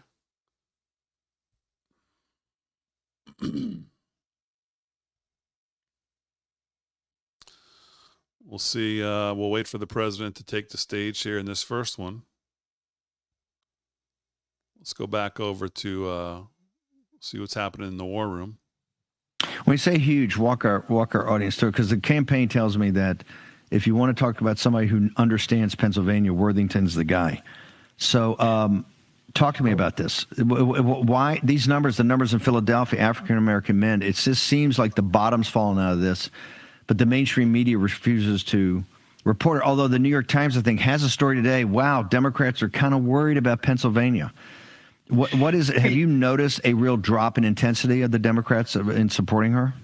Yeah, let's put it this way. The state party chair, Lawrence Tavis, lives in Philadelphia. We communicate 3 times a day for months. And he will tell you that in 2020, you couldn't walk 5 feet in Center City without seeing Biden signs all over the place. He says you walk through Center City now, Rittenhouse Square, downtown Philly, you're lucky if you see anything about Kamala Harris. They just don't, there's no enthusiasm. They're just not interested.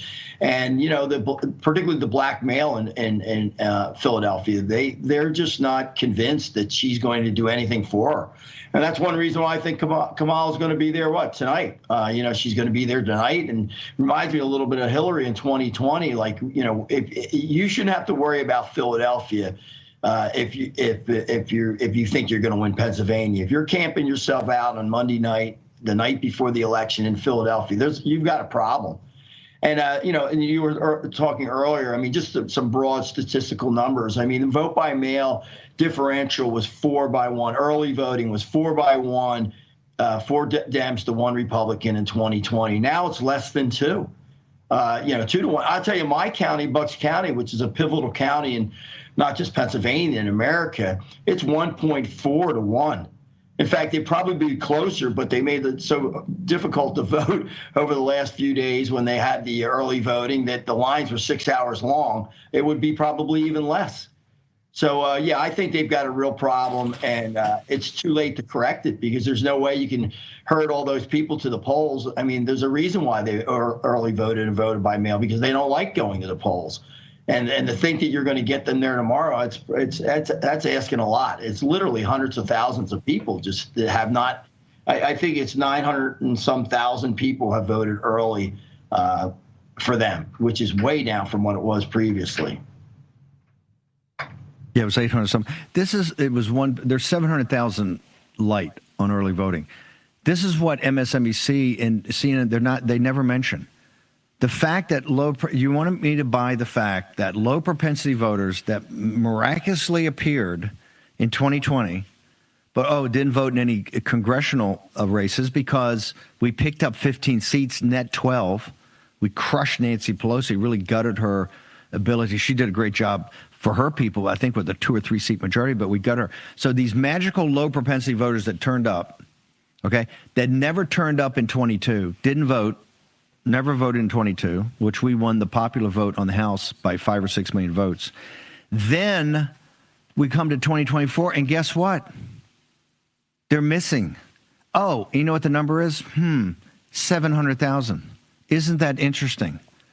And now they expect me to believe on MSNBC, talk about this, they expect these people, after seeing the lines of a couple hours long in Lancaster, they expect these people to show up tomorrow and stand in line for how long? A low propensity voter that has not voted since they voted by mail in 2020 is going to miraculously show up tomorrow. That's basically the pitch they're making to win this thing. Am I incorrect on that, Jim Worthington?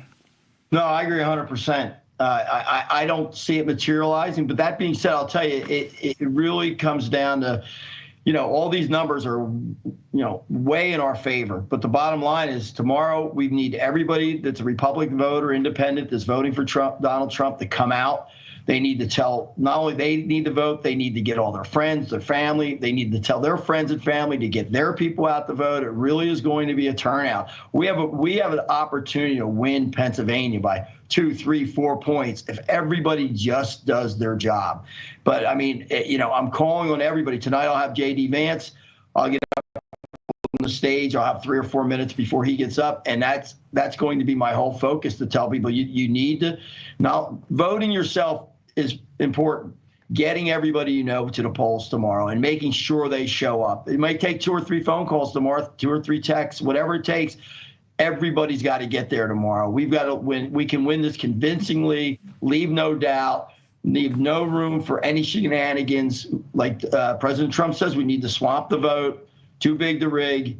That's what we need to do tomorrow. We have that capacity. We've got a lot of as many voters. By the way, if you look at our numbers, we've gotten a lot more low propensity voters in our base of early voters than they have. That's another thing. If you compare numbers, we've got more of our low propensity on a percentage than they have. So that's a great sign. Every indicator, Black, Hispanic, Jewish vote, union, I mean, every single thing that could happen good in Pennsylvania. Voter registration, 800,000 difference in 2020, Dems versus Republicans, more Dems. Now it's below 300,000. We've closed that gap by 500,000 votes. And, I got to give credit to the Trump Force team, Michael Whatley, Laura Trump, the state party's done a good job over the last couple of years, and Scott Pressler's been amazing. There's been a lot my group's been amazing. There's so many groups that have chipped in to work together, but I will tell you the change at the RNC has really made a difference. Michael Whatley and Laura Trump, and of course the Trump campaign team is just they're A+ from Susie Wiles, Chris LaCivetta, James Blair, everybody, Meredith O'Rourke. The president has assembled a phenomenal team. This is the A team. This is the A++ team. They're all excellent. No, this is about who wants it more and who's going to close tomorrow. You're absolutely correct. We've pushed this, all the grassroots groups, all the different groups. this audience was one of the big efforts to force change at the RNC. Obviously, the RNC is much more grassroots focused, much more about putting lead over on the target here to make sure that we win. What is your call? What should people do in this audience? Because we have a huge Pennsylvania audience. What should people do today to make sure they can assist you in all the different groups in their efforts to get people out tomorrow? Honestly, they should do what I did all day yesterday, and I'll do the rest of it today. Is I have over 1,000 contacts on my phone. I started texting them all at noon yesterday, reminding them to get out the vote, and also to individually, each one, and reminding them to get those people to get their circle out the vote. It really is, roll up your sleeves time. There's no magic wand. There's no social media post. Anybody that thinks they're going to go up there and put hey, you got to vote tomorrow and get 10 likes is going to make a difference. No, it's contacting every single individual telling them to vote, telling them you're going to follow up with them tomorrow in the morning to remind them, following up again tomorrow afternoon to check that they did. If they did, say fine, make sure you get your circle out and check with them. And if they didn't, tell them to get their rear ends to the poll. We need them to vote. It really is just it's going to be all a matter of rolling up your sleeves and working around the clock. And, it's not a lot to ask for people. People like you and me have been doing this, for months and in the last couple of years being on the President Trump train. So it started 2 years ago. But for people now, they always say, what can I do? Well, even poll watchers, I get it. Watching the polls, great. We need those people to do it. But today, you should be getting out the vote and making sure everybody let me give you one other statistic, Steve. We lost by 87,000 votes in Pennsylvania in 2020. Do you know how many people don't realize how many people that were registered Republicans that sat home? It was close to 1 million. If you get 9% of them that have voted in 2020, Trump is president again. To argue with your neighbor who's a Democrat is fruitless. Get your neighbor on the other side of your house that's a Republican. 1 in 4 of them didn't vote. Get him to vote, you win. It's simple formula. Big time. Worthington, you're a grinder, and now we're in the part that we got to grind. Where do people go? Social media. All right. Your very group good. site. Good stuff there. We'll keep monitoring Steve. What he's talking about. Let's jump over here for a little bit. I shared a couple things on X that let's go through, kind of follow up on what he was just talking about. Early voting in Pennsylvania. Now 1 day out. But this was yesterday. Just to put numbers to your eyes and then let your brain sink this in when you hear all the gaslighting about where we are. In 2020, 2 days out, the Democrats had a 1 million vote advantage. And as Worthington just said, Trump ended up losing the state by 83,000 votes? They went into the day with a 1 million vote advantage. Tomorrow, they are going in with roughly a 372,000 vote advantage. Look at our number, 547, 616, 521, 199. A little less, but pretty much right on the money.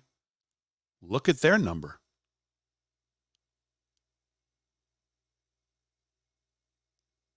Again, forget all of the gaslighting. Forget all the tweets from the Lincoln Project. Let your brain and simple math tell you what you're seeing. Iowa Republicans have out-registered Democrats heading into the election 4-1. Iowa voter registration, Republican advantage, 143,490. Republicans, almost 800,000. Democrats, 654,000. Others, 800,000. The change from October, plus 11,000 for the Republicans, plus 2,000 for the Democrats.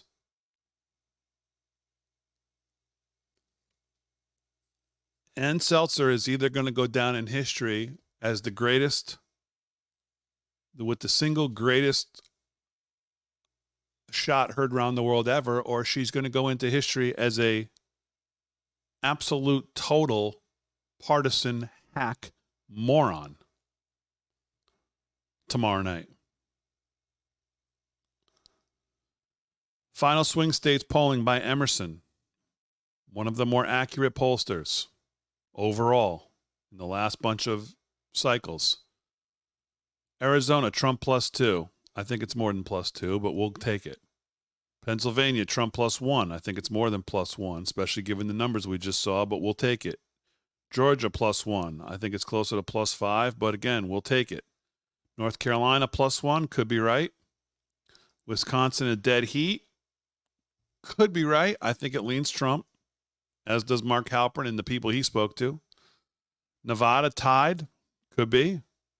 Michigan, Harris +2, could be. Again, Michigan probably the toughest of the blue wall states, I would think, for him to win, given how corrupt it is and the people running that state. Pennsylvania update today. The Dem firewall growth again slows to a near halt.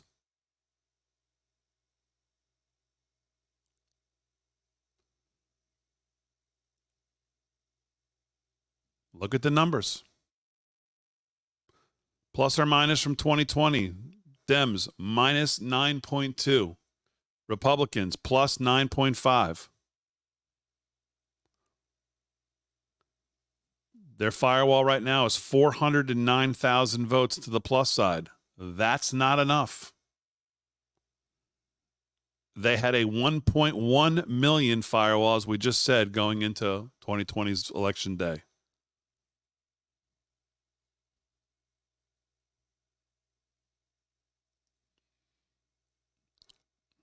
So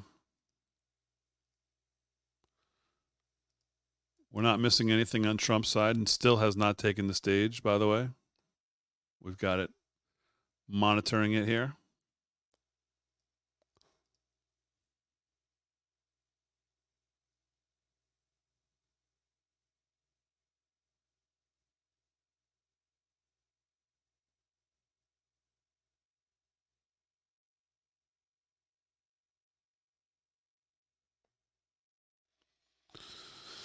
Real Clear Politics.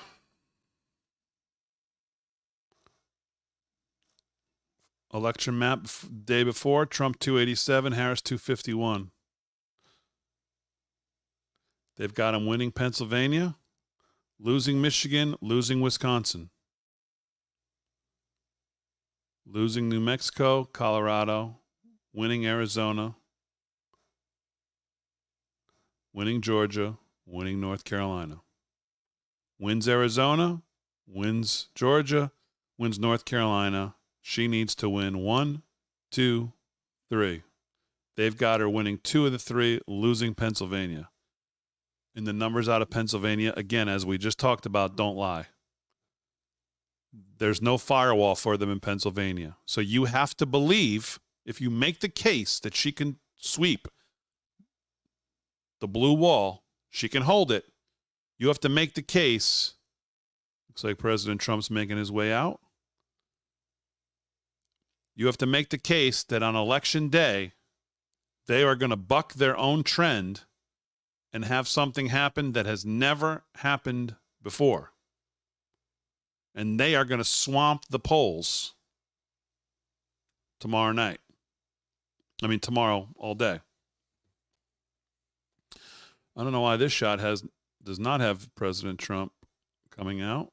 RSBN has a shot of them coming out. Let's go check Real America's Voice.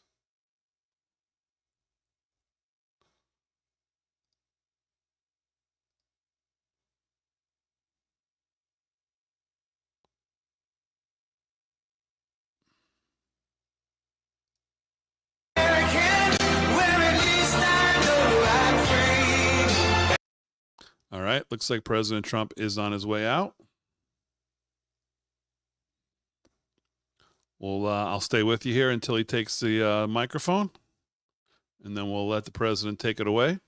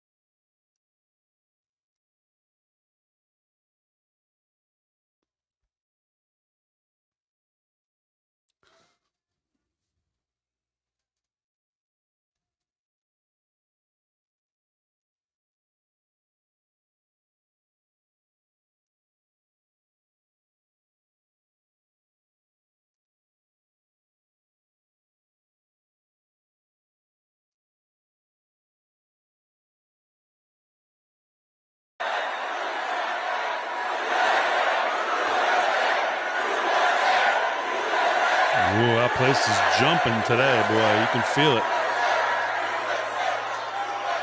All right, here's the president. I'll let you watch. I'll be back when he's done. Thank you.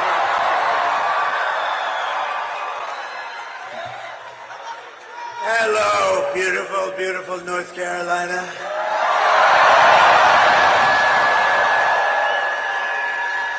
This is really the end of a journey, but a new one will be starting, and that's the one we've wanted to partake in, which is basically to make America great again. And now we'll have a chance to do it after today. Hopefully, everything will work out well. We're way leading. All we have to do is close it out. We have to close it out. If we get our vote, there's nothing they can do. This is one of those deals. If we get our vote, we're leading every swing state, which is unheard of for the Republican Party. They're always up at the end. They always were good finishes or bad finishes, depending. Sometimes they'd get there, but you'd always go in by losing hundreds of thousands of votes, and you'd watch it like a racehorse, and sometimes they'd get there, and sometimes they wouldn't. But with North Carolina, I always got there because we won every race, every primary.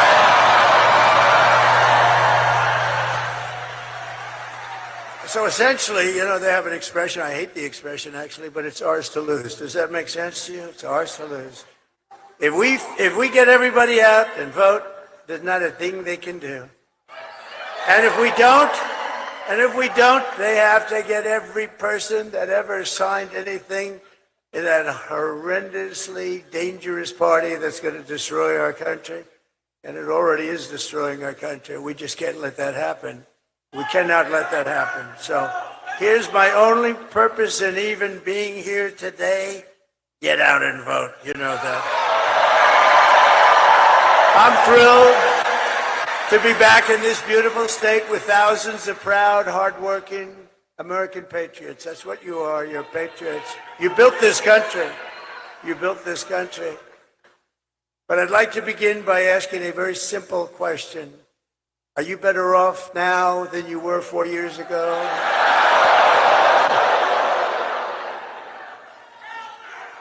I've asked that question so many times that I've never had one hand go up for the other. With your vote tomorrow, I will end inflation. I will stop the invasion of criminals coming into our country.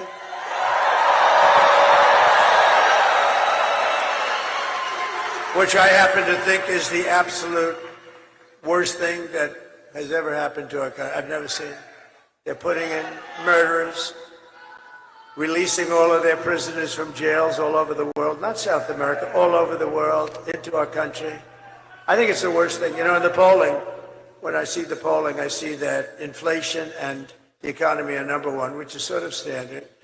But I really would like to put that, because we're going to close up that border so fast. We're going to get those people out here.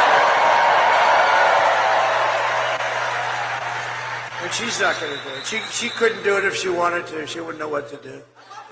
They have open borders. And you know what? If things went bad today, and tomorrow, you would have open borders the first day of that. And they have 21 million people that they let into our country. Many of these people are murderers. Think of it. 13,099 are murderers. The big drug lords. The prison population from countries all over the world. And if I ran a country, I'd say, get my prisons. Open borders. They just walk in. No vetting. Think of it. No vetting. We have no idea who they are. You're not allowed to ask. You're not allowed to ask. They just walk right into our country. And they kill people. You have murders. So you have 13,099 murders. Many of them have killed far more than one person. Bad things are going to happen. And you have terrorists at levels that we've never seen before. We had terrorists down the lowest we've ever. I had in 2019, and this isn't done by me, this is done by Border Patrol, which, by the way, endorsed me. They gave me a great endorsement. They said, he's the greatest president ever. He's the greatest president, the head guy. Boy, Paul was great. He made a beautiful speech, but he said, he's the greatest president our country has ever had. I said, does that include Lincoln, Washington, and a couple of others? But it's very nice. But they gave me the strongest endorsement. And I have to say this, the little speech, they said she's the worst thing to ever happen to our country. And it's very hard for them to say that. She never made one phone call in 4 years to the Border Patrol. How we doing? I used to drive them crazy. They probably said, oh, no, it's the president again. Yes, we're fighting on president. Yes. I used to drive them nuts. When I had nothing to do, I said, call the Border Patrol. And we got, just drop that chart, please. That's my all-time favorite chart.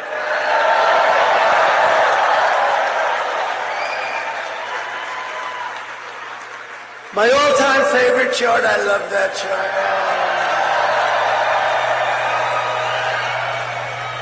I sleep with that chart. I kiss it every night before I go. Because I wouldn't be here if it weren't for the chart. If you take a look at the arrow on the bottom, that was the day I left office. That was the lowest illegal immigration we ever had. And I kept it pretty good. And then you take a look, and we had Mexico pay for their soldiers. They didn't want to pay for their soldiers. I said, you have to give us soldiers while we build the wall. And they paid so much money to us, and they said, we're not going to do that. They actually laughed at me when I suggested it, and I said, here's what I'm going to do. I'm going to put a tariff of 100% on all your cars and everything that comes into the United States. They said, you know what they said? Sir, we would be greatly honored to let you have our soldiers free of charge. Thousands. How many would you need, sir? I said, as many as it takes. And they were great. They made a big contribution to our security, let me tell you. But they got to stop with, now we're talking Turkey. One of the first calls I'm going to make is to Mexico. You stop letting people come in through our border and come in through your southern border, and you stop it.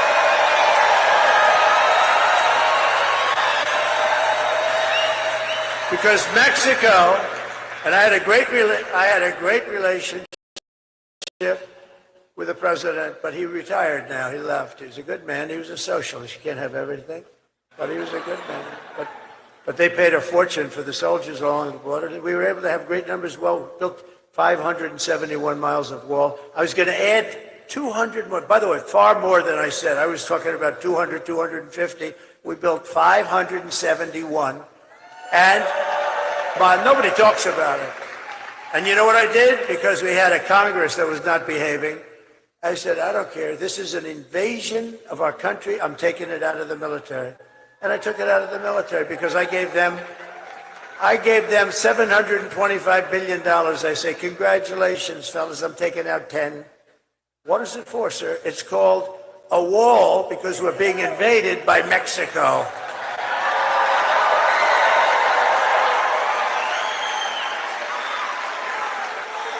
But now we have a new president in Mexico. I suppose a very nice woman. They say I haven't met her.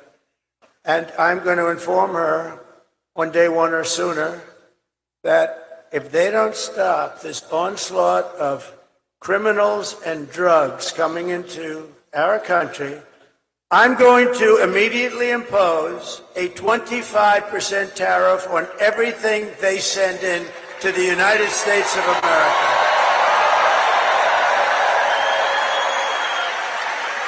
And the reason I delayed that, you're the first ones I've told it to. Congratulations, North Carolina.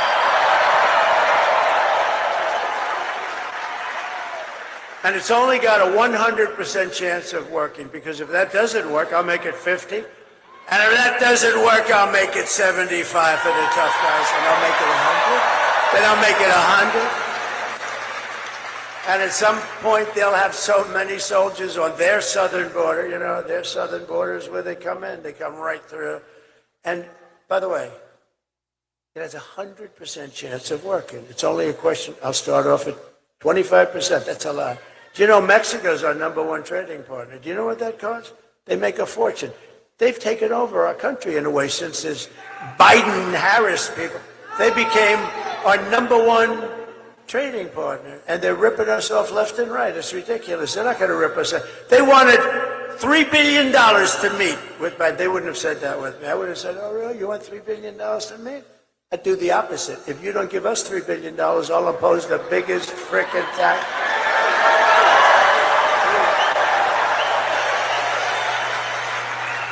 I've never told you any of this, and I wanted to wait till the day because I don't want to have her. She's a low IQ individual. I don't want to have her say, you know, I had an idea last night while I was sleeping, turning, tossing, sweating. Because I sleep, I turn and I toss and I sweat and I sleep like no, I don't even sleep. You know, I've gone through 62 days without a day off, every single day, every single day. And you know what? She takes a day off every other day.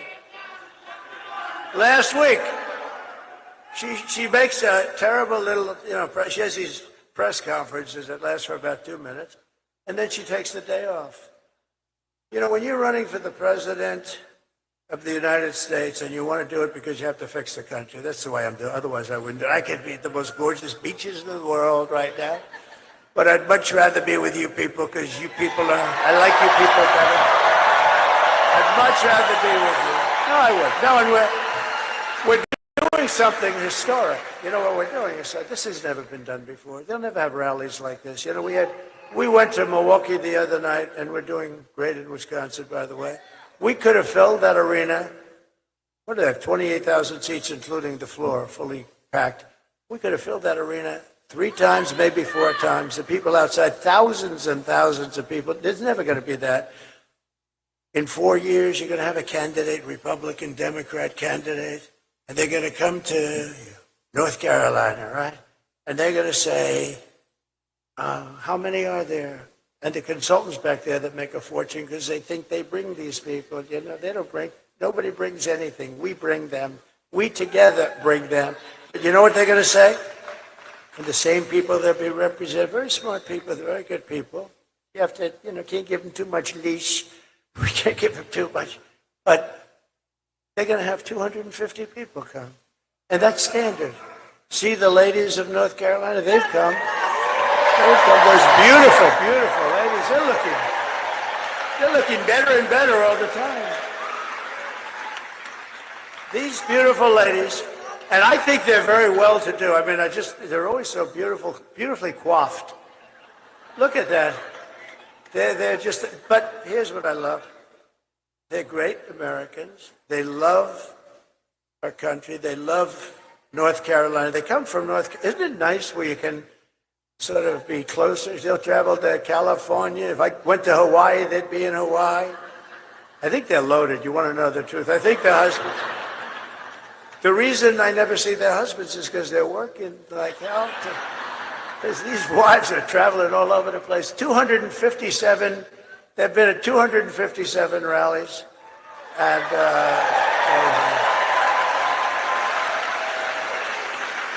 their husbands are going to be so happy when this ends.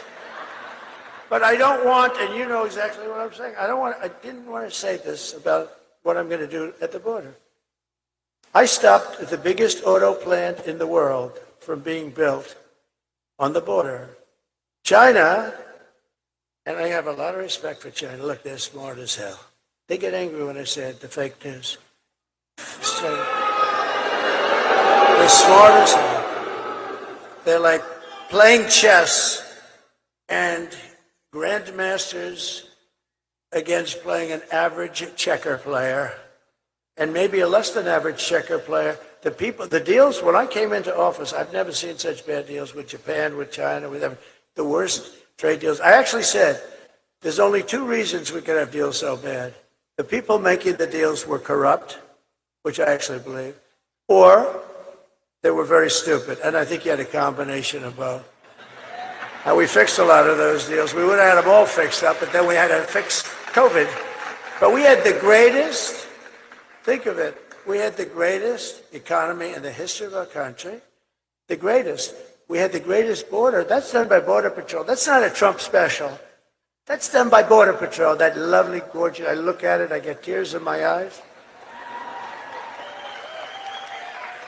And you know, the day of that horrible situation in Butler, it was just about there. It's weird that you have it almost, because it's usually all over the place. You have no idea where it's coming up. When I say lift up the sign, I usually have to look all over there. I have one over there.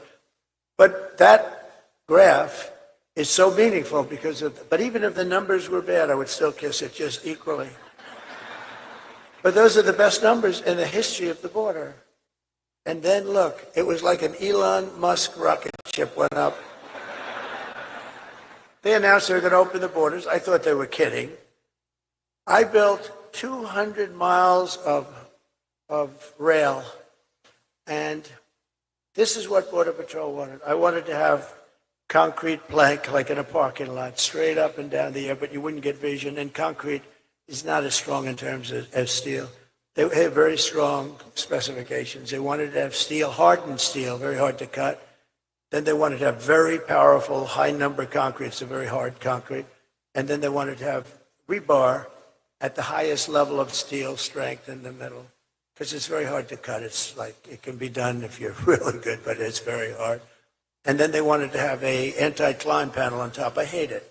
I hate the anti-climb. I said, I don't like it. It's so beautiful without that damn panel. I said, don't make me do that, sir. It's an anti-climb panel, and it's called that for a reason. And we actually had testers. We had guys, 2 guys that climbed Mount Everest. I said they should qualify. But you know who the best were? We had drug runners. These guys are unbelievable. They went up that thing like it was nothing. Like I never, with 75 pounds of drugs on their back. Drug runners. They were beating the Mount Everest. Well, it's a different profession after all. But they were right. That anti-climb panel stops them cold. They couldn't get over the anti-climb. So I said, let's do it. Let's do it. But we built 200 miles of additional, and all they had to do was put it up. The hard work was done. They were built. It was delivered.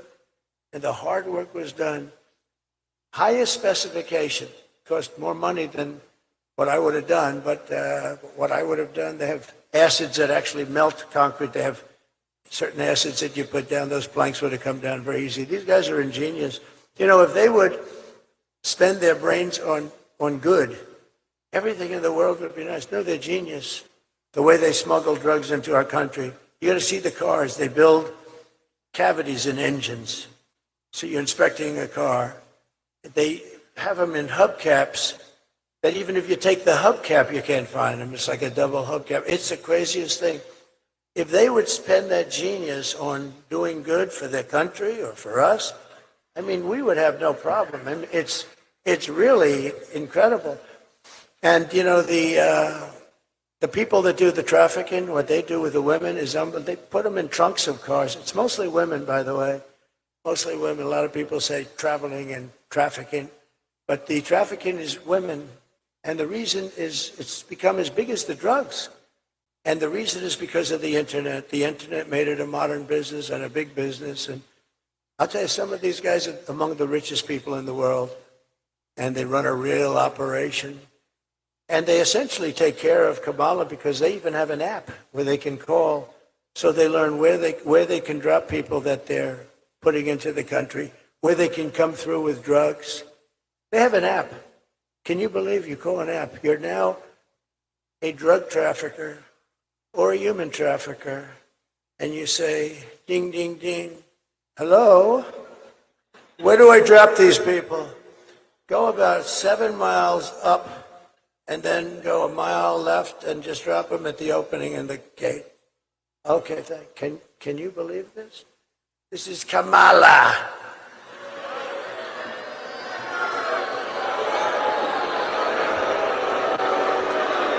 So all that stuff ends very quickly. We'll get that thing built. But they could have put up 200 miles. Oh, you know what they did with that expensive stuff? And that's expensive. They had it laying in the sand, laying in the mud. It was all there to be put up. All they had to do is flip it up. It goes like, they put it up real fast. 3 weeks. The whole thing, we would have had 750 miles of wall. Think of it. And boy, walls work. Walls work and wheels work. You know, they never get obsolete, right? The computers, in about 2 minutes, they're obsolete. And, but we have the best computer guy there is, right? We have Elon. And he loves it. And you know where Elon is right now? Elon is right now. He's in Pennsylvania campaigning because he thinks He thinks it's the single most important thing he's ever worked on. Elon Musk, and we want to thank him. He's an amazing guy. When I saw that rocket came down, when I saw that sucker come down, 22 stories, by the way. You know, people think it's like 5 feet high. It's 22 stories. That sucker's coming down, and it's those engines were blowing. He says it's all computers. You know, it's true. That thing. I said, oh man, it's going to crash. No, dude, it's going right into the gantry. Right? It's going to crash. And then the engines, the fire starts blowing. The bottom left, the whole bottom left is blowing, and it just pushed it up. And then it came down, and those two big arms, you saw the arms? They grabbed that thing like you grab your beautiful baby. See, I've gotten much better. Years ago, I would have said something else, but I've learned. You have to learn. I would have been a little bit more risque. Like you grab your child, and put it in place, and I called Elon, I said, was that you? Yes. He said, that's genius. He said, yeah, there was a lot of brain power went into that. I said, why do you do that? He said, well, we don't want to drop a ship in the ocean every time it goes, and you have to start all over. Those things cost billions of dollars. He said, this way we save them. I said, can Russia do that? No. Will they be able to? No, not for a long time. What about China? No. You know, we opened up Space Command. We did the whole thing. If we didn't do that, we'd be way, way behind. Space Force. You know, Space Force. We got one of the many. We did so many things with the tax cuts, the regulation cuts, the right to try for those people that are terminally ill. You get the right to try our medicines here instead of going to Asia and Europe. Or if you have no money going home, which is about 99% have no money and they go home. But the few people that have the kind of money you need for that, that go to Europe, that go to Asia, and we have the best labs in the world, and nobody ever talks about it. They tried to get it for 50 years. I got it done, passed through Congress. You think anything's easier to get passed through those guys? It's not easy. But we did so many things, and we've saved thousands and thousands of lives. It's worked out unbelievably. And, you know, nobody wanted it. The scientists didn't want it because they're terminally ill. They don't want to start from a terminally ill person. Looks bad on the records. They didn't want record sheets. The insurance companies hated it. It was very, very, I got everybody into a room. Our country hated it because our country will get sued. When somebody's terminally ill, they die and they sue the country. I said, you can't do that. Got everybody in the room. And I signed an agreement. Everybody agreed that we're going to work beautifully with people that are terminally ill, but they're not going to be allowed to sue anybody. If they die, they die. And if they live, it's going to be the greatest story. We have saved thousands of people. And nobody ever talks about it. You know, nobody ever talks about thousands and thousands.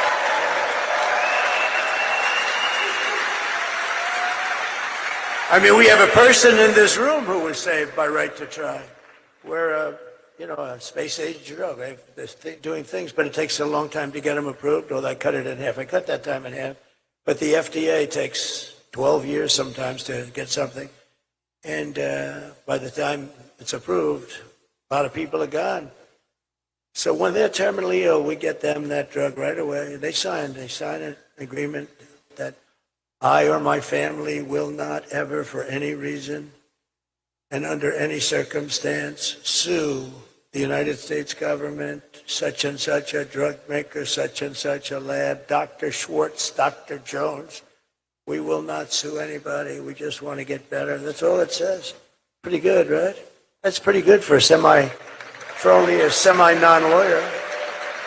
But that's essentially what it says.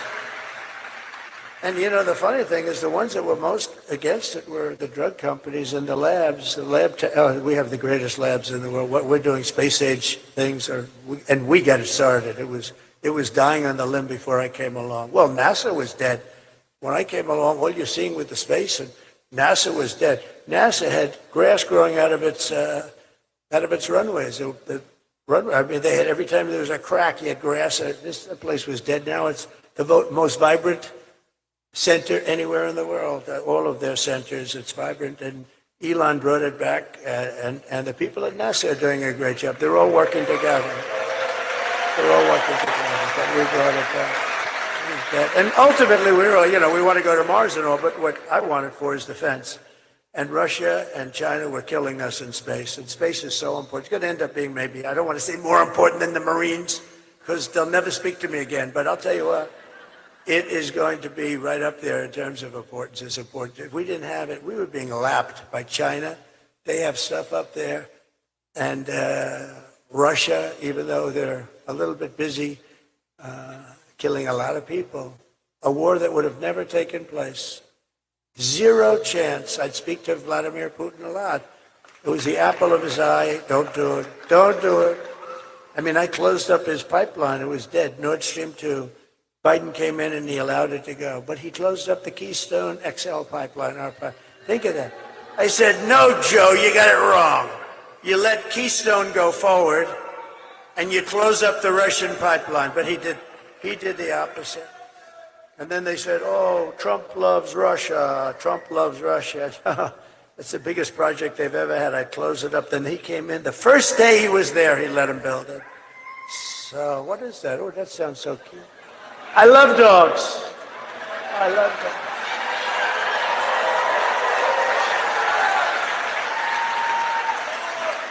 We love dogs. You know, Lara Trump, by the way, you happen to know she's married to my son, and she's the vice chairman along with Michael. They're doing an incredible job. But she would come into the office, and she loves dogs and pets, and she would get me to do things for doggies that you wouldn't believe. Dad, we have to make the cages larger. We have to provide air conditioning. Can you believe it? I didn't know too much about it, but you understand what I'm saying? In these kennels where they're obviously not treated too good. I said, so do we have to give them a steam bath? Or do I? No, she was very, very strong, and I listened to her when she talks, I listen. But Laura was so incredible. As you know, she was born in North Carolina, lived here her whole life.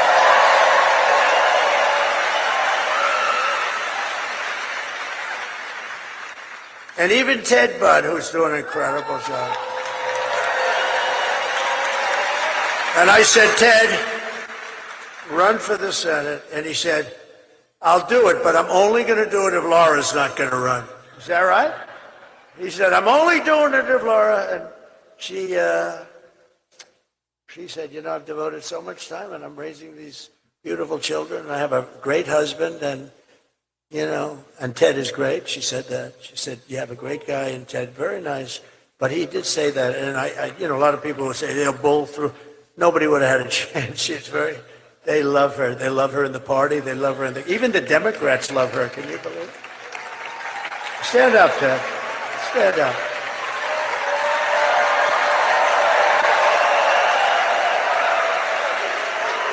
And he's doing a great job. But I thought that was really nice. And she knew he would do a great job. Tomorrow you have to stand up and tell Kamala that you've had enough. You can't take anymore. You just can't. What? They're all screaming fire, please. I mean, what a terrible job, what they have done to our country. And you're going to say that to her. You're going to say, you've done a terrible job, you're grossly incompetent, we're not going to take it anymore. Kamala, you're fired, get the hell out. Get the hell out of here. You're out of here. Get out of here.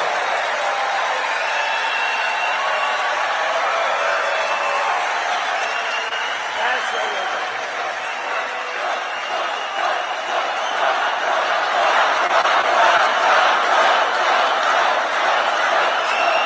Thank you very much.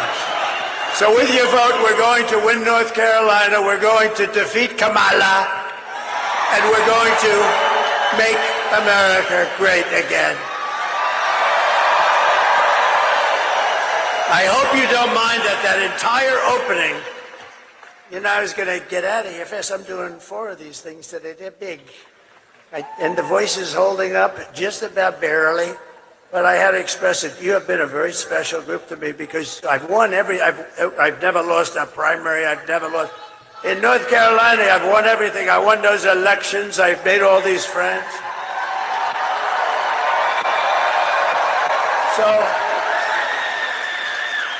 So I just give you a little bit of a thing. And by the way, the press will say, oh, he rambled. No, that's not rambling. You know what that is?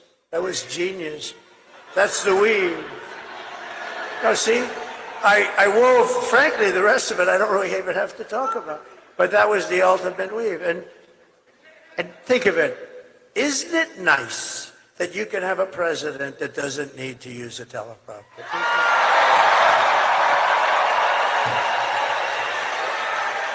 Isn't it nice?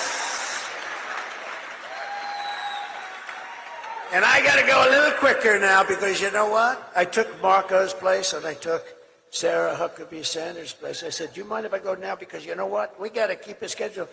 And I'm going to ask them to come up right now. Just come up. Because I took their place. And it's so rude. Marco is a big winner, beautiful winner from Florida. As you know, he's a great guy. He's my friend. And Sarah is now the governor of Arkansas. And we love those people in Arkansas. So while I'm talking, I'm going to ask them to come. See, we're trying to conserve a little time. But they are incredible people. Oh, come on up if you can, if you're around, wherever. Come on. See? That's called efficiency. I figure Sarah would be finished now and Marco would just about be getting started.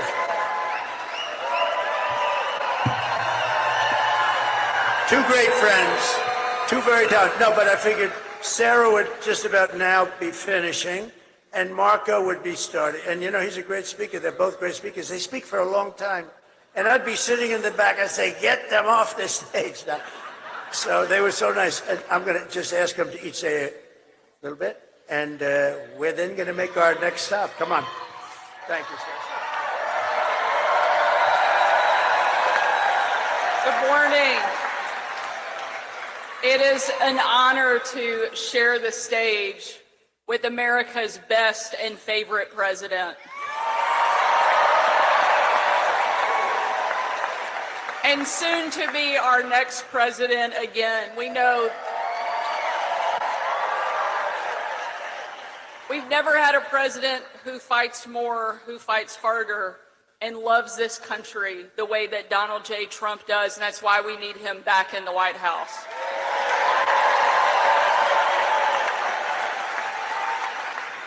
Every day when the left was relentlessly attacking me, it was Donald Trump who stood up for me, who empowered me, and gave me confidence to do my job, and that's what he does for every single American, every single day. He will not let us down. Make sure you get out and vote, North Carolina. We need you because America needs Donald Trump, and we're going to make it happen. Thank you so much for all you're doing.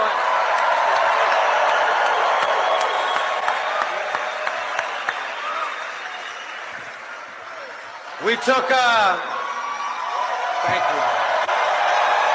Thank you. Thank you. Wow. Unfortunately, our country took a wrong turn 4 years ago, and now we're stuck in a malaise. Everything is bad news. Our border is broken. We're not respected in the world. Hardworking men and women have been forgotten and left behind. Our allies don't trust us, and our enemies don't fear us. We are tired of living in a country that is no longer dreaming big, but that is going to change tomorrow, and you're going to help change it.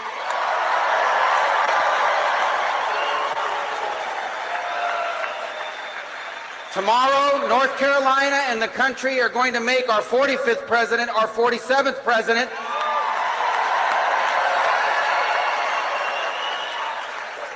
And with Donald Trump back in the White House, together we will dream big again for this country. We will be a country that once again is proud of its history, excited about its future, because together with Donald Trump, we are going to make America not just great, but greater than it has ever been before. Thank you.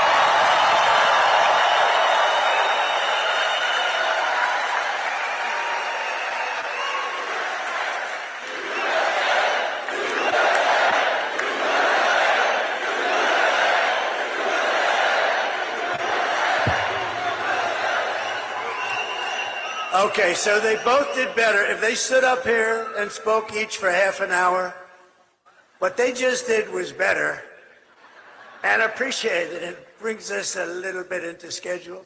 You know, one thing Marco was talking and I said, you got hit so hard by that hurricane. And we didn't care about what we're doing today. We only cared about saving lives. And we did a good job. FEMA did a horrible job.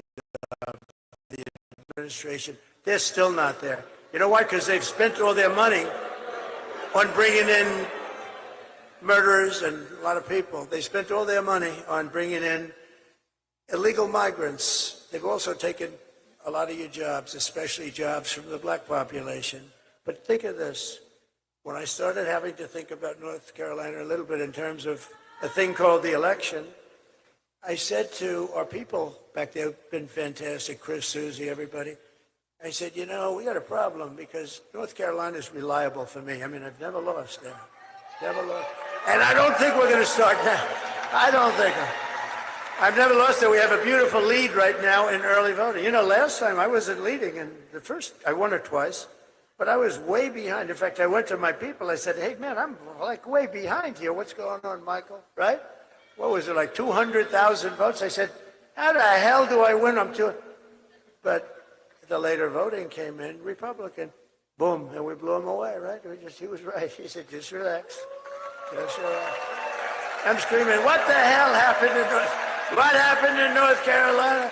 But that's the way it works. I mean, the Republicans are used to voting late. They do it. They feel better about it. They want to be there on Tuesday. And that's all we want them to do is do the same thing that they've done. But I have to say, an amazing thing happened because I went down. I had to be the first. But I went close, but I didn't want to bother people. I mean, it was devastating. And then shortly thereafter, I went to the sites, and it was horrible. The houses were ripped. People are still missing. Many people died. A lot of people don't know. You've had terrible FEMA response, like non-existence. Franklin Graham was great, and so many other people were great. And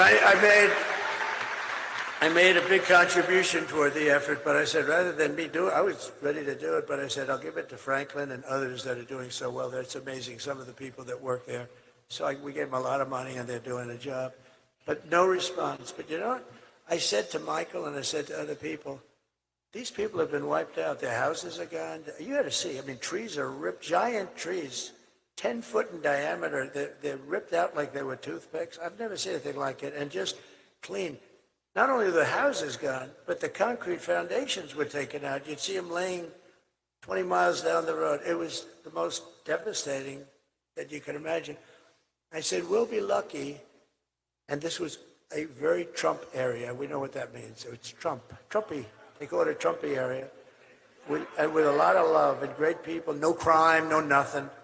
Just great people, but it was devastated, essentially destroyed. You'll probably have it built back in about 15 minutes, right?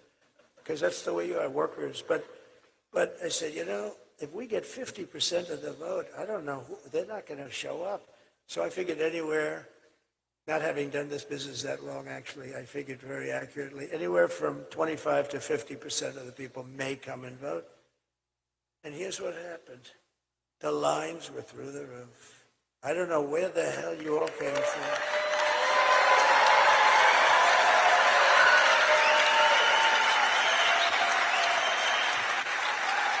We had a man and woman standing in line, good-looking couple, but the man's shirt had mud on it, and the woman, it was cloaked. I mean, it was, I said, man, look at this. And they're standing in line, getting ready to vote, and it was a long line, too.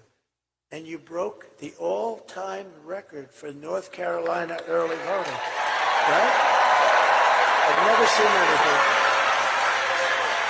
I've never seen. So we love you. Look, this is why our country is great, and it's people like you. It's really, really amazing. Over the past 4 years, Kamala has orchestrated the most egregious betrayal that any leader in American history has ever inflicted upon its people. She has violated her oath, eradicated our sovereign border, and unleashed an army of gangs and criminal migrants from prisons and jails and insane asylums and mental institutions all around the world, from Venezuela to the Congo in Africa, stealing countless American lives. They're killing people. They're killing people at will. Only days ago, an illegal alien from North, and this was a rough one. Just happened, you know that. An illegal alien from North Africa, who Kamala let into our country with her horrendous open border, just a dangerous, horrendous situation, traveled to a Jewish neighborhood in Chicago and tried to execute a Jewish man on the street, shooting him in the back as he walked to synagogue. He then opened fire on police and paramedics, shooting an ambulance before police returned fire and ended his rampage fairly quickly. Our police, and by the way, our police have got to be respected. We have to give their dignity back. We can't take their pensions, their house, their family. They want to stop crime. We have to let them stop crime. We have to give them their dignity and their honor back. In July, an illegal alien who Kamala released into our country again with her open border, just walk right through, sir. Did he do anything wrong? And they could look, you know, the guys from ICE, they're great, and border, they could look at somebody and say, they can say where he's from, what he did, how many people did he kill, and they don't like what they're doing. They have a much easier job doing what they're doing now, but they want to stop people, they want to get them out, or they want them in jail. Some are so bad you can't actually let out. If you did, it would actually be dangerous just to bring them back to their countries. Their countries weren't accepting them back until I came. You know, with Barack Hussein Obama, I call him the Great Divider. He's the Great Divider. And he hit, and Michelle hit me the other day. I was so nice to her. Out of respect, I was so nice. She hit me the other day. I was going to say to my people, am I allowed to hit her now? They said, take it easy, sir. Sir, take it. My geniuses, sometimes they said, just take it easy. Oh, what do you mean? She said bad about me. I can't hit back. Sir, you're winning. Just relax. Is that good? Is that good or bad advice? I think it's neutral. You know what the response is there? It's like, nah. What do the ladies from North Carolina think about hit back or just relax? Huh? Oh, they say hit back. You say hit back. I'd actually love to hit back, but we'll hold it a little while. We'll hold it. I'd love to hit back, but oh no, she took. Huh? Oh, they say hit back. You say hit back. I'd actually love to hit back, but we'll hold it a little while. We'll hold it. I'd love to hit back, but oh no, she took some shots at me the other day. I said, whoa, what have we here? I'd never heard that before. I've always treated her very nicely. But he's the great divider, Barack Hussein Obama. He's a great divider. But he never did, you know, he came out same way for Hillary. How did that work out? Oh. And here's news, it's breaking today. Sleepy Joe Biden has announced officially that he likes Trump more than he likes Kamala.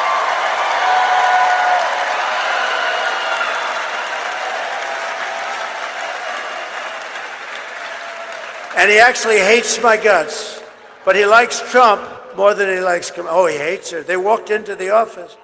He just got 14 million votes. He voted for me. That's one of the ladies from North Carolina. He voted for me. She said he voted for me. He probably did, you know. Being interesting, they got to follow him in with a camera. Why not? They spied on my campaign, right? So why the hell couldn't you do that? But Sleepy Joe said, I don't want to leave. You're leaving, Joe. This was crazy, Nancy. She's such a bad one. She's already plotting a move to try and impeach him. She's a bad, sick woman. She's crazy as a bedbug.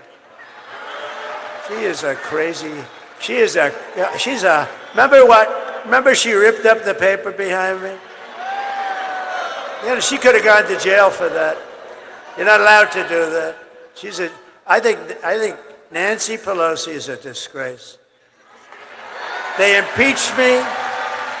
On no evidence, I did nothing wrong. Fortunately, the Republicans stood up for me 100%.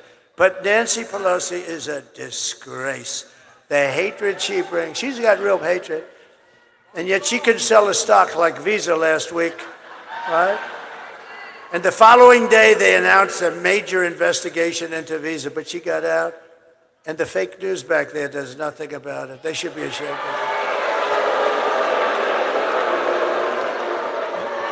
Okay. And by the way, just to get it straight, because there'll be reports, it's already probably out over the wires, I should have done it. I'm only kidding about Joe. He didn't officially say that, but I believe, okay? It's probably already out on the wires that we have an official report from, because this is pretty big stuff up here. So when I say it's official, no, I'm only kidding. In July, an illegal alien who Kamala released into our country was arrested in Charlotte, North Carolina, for stalking a woman into a public bathroom and attempting to forcibly rape her. In Wilmington, North Carolina, 3 months ago, an illegal from Venezuela brutally stabbed a man to death just 4 days after he was arrested for domestic violence. But instead of being deported, this criminal alien was released so he can kill, and that's what he did. These terrible atrocities are happening every day in our cities and towns. They're going after young girls, they're going after old men, they're going after anybody that moves. They don't care. And different from us, the moment they kill, they don't even think about it. We don't kill. But can you imagine if something happened and it would be devastating. They don't even think. They wake up the next morning and they don't even think about the damage and the havoc and the ruin they've caused families and the pain. And these are coming back. These people are coming into our country at levels that have never been seen in any country. No third world country would allow it. They'd stand at that border with sticks and stones and say, "You're not coming in here." I want you to hear directly from a mother whose world has been shattered because Kamala let savage illegal alien murderers into our country. Please. Sunday night, I asked her to not stay up super late because of her coming to work with me in the morning to do her summer school. She said, okay. I told her good night and I love you. I went to bed, not realizing that that was going to be the last time I saw her. We're best friends. We're going to shake it again. I woke up to notice she wasn't in her bed. I'm in my heart trying not to lose my mind because I don't know where she is. I finally remembered her phone had a location on and her phone was pinging just 2 minutes down the road, right behind the skate park. I start driving to the direction the phone was being pinged at, and I see a couple cop cars with lights on. I see yellow tape, and immediately my heart drops and sinks to the bottom of my stomach. My daughter's hands and ankles were both bound. She was strangled to death, left with no pants. And I know in my heart, she fought incredibly hard. She was not going down without a fight. We begin with 2 men. We're learning are charged with capital murder tonight, accused of killing a 12-year-old girl. Police say these men strangled her before dumping her into that creek. Both men were in the country illegally. Apprehended, then released by Border Patrol less than 3 weeks before Jocelyn's death. The men accused of killing Jocelyn Nungare are affiliated with the gang known for brutal violence. Kamala Harris was in charge of immigration and our borders. If we had better border policies and not open borders and not these catch and release policies, I truly believe this all could have been prevented. Under her being vice president of this country, my daughter's life was ripped away from her. She had her entire life ahead of her. Happy birthday, dear Jocelyn. My daughter is 6 feet in the ground based off of policies that she allowed to keep. Kamala Harris did have one job, And she not only failed, not me, she failed my daughter. She failed Jocelyn. You know, she was only 12. President Trump reached out, gave me his sincerest condolences as not a former president, but just as a father, someone who cares. I believe Donald Trump needs to be back in office. I can at least know that my next child will be safe in this country.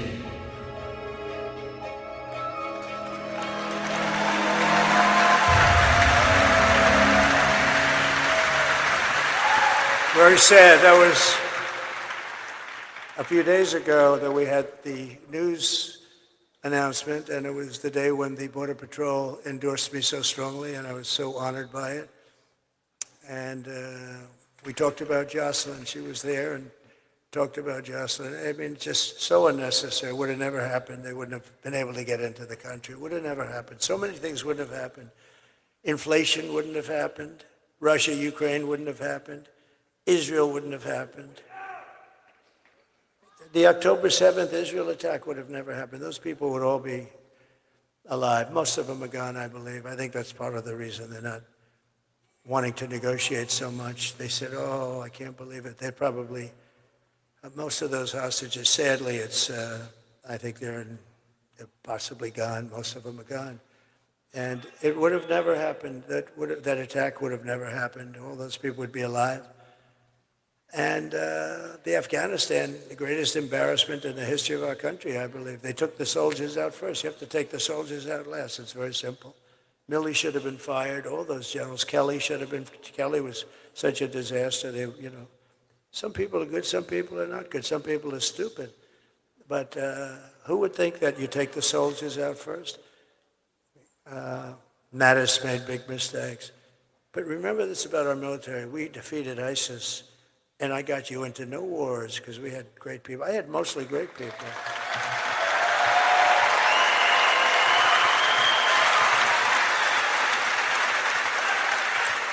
We had mostly great people. And when I went to Washington, I didn't know anybody. I was a New York guy. I was only there 17 times, according to the media.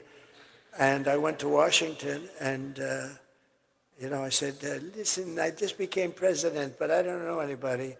And you rely on very good people. Some are rhinos, and you know, they're decent rhinos too, but they give you rhinos back.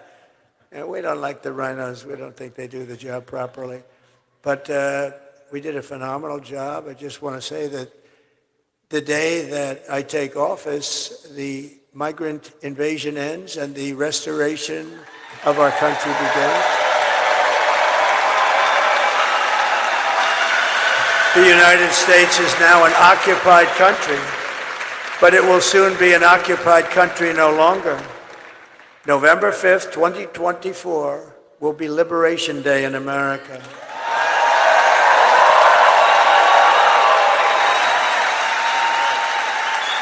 And on day one, I will launch the largest deportation of criminal program in American history.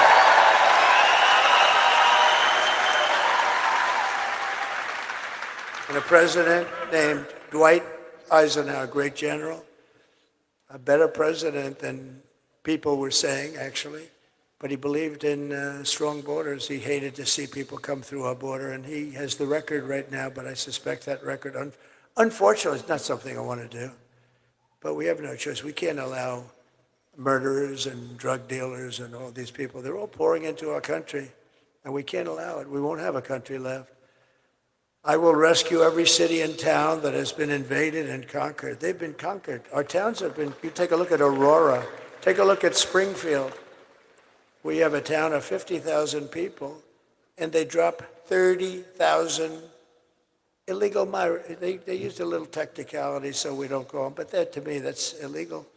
In any event, there's no way a town can subsist. You have hospitals where people who go for a checkup can't get checkups anymore. The whole place is being flooded.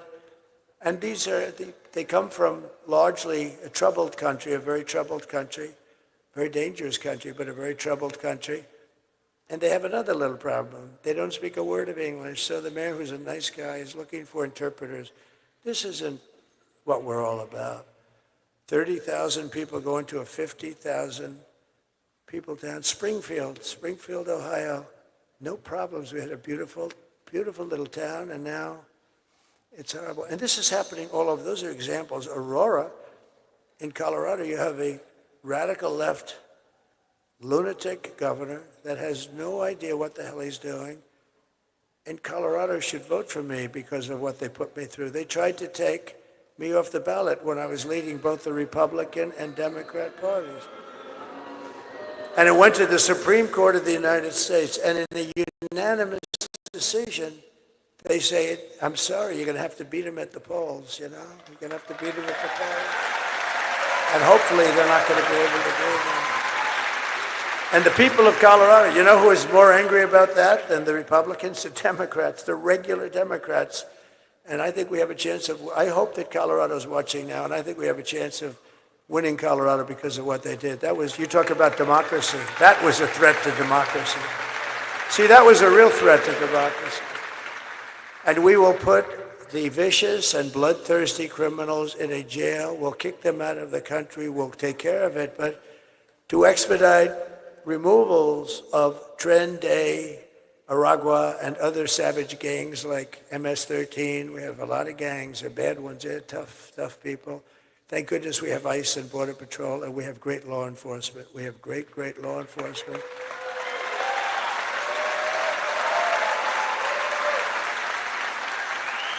I will invoke the Alien Enemies Act of 1798 to target and dismantle every migrant criminal network operating on American soil. And if they come back into our country, it's an automatic 10 years in jail with no possibility of parole. And I'm hereby calling for the death penalty for any migrant that kills an American citizen or a law enforcement officer.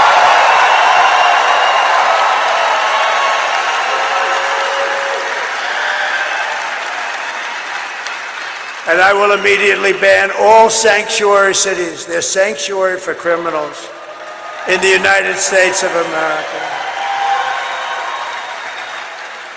And to secure our border and working along with all of the things we're going to be doing, we are going to rescue our economy. 4 years of Kamala has delivered nothing but economic hell for our American workers. Her inflation disaster has made life unaffordable and cost families over $30,000 in higher prices. And just days ago, we had the worst jobs report in modern history. Do you know that? I looked up, I said, thank you. Thank you. Because they tried to hold it. They tried not to put the report out. Kamala said, don't put that report, it'll cost me the election. But the problem is the fake news doesn't want to report on it. So usually you're hearing 200,000 jobs, 300,000, sometimes like 4. We had the best numbers people have ever seen.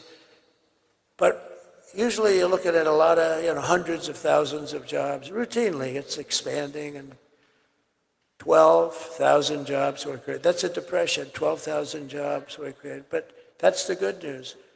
30,000 private sector jobs were killed in a single month. Nearly 100,000 manufacturing jobs have been wiped out since the start of this year. 150,000 Americans joined the unemployment rolls in October. This is in 1 month. I always said I would never want to have a thing like this happen. And I've been saying it's going to happen because of what they're doing, because they know nothing about economics or business, or honestly, they're stupid people. We have stupid people leading our nation.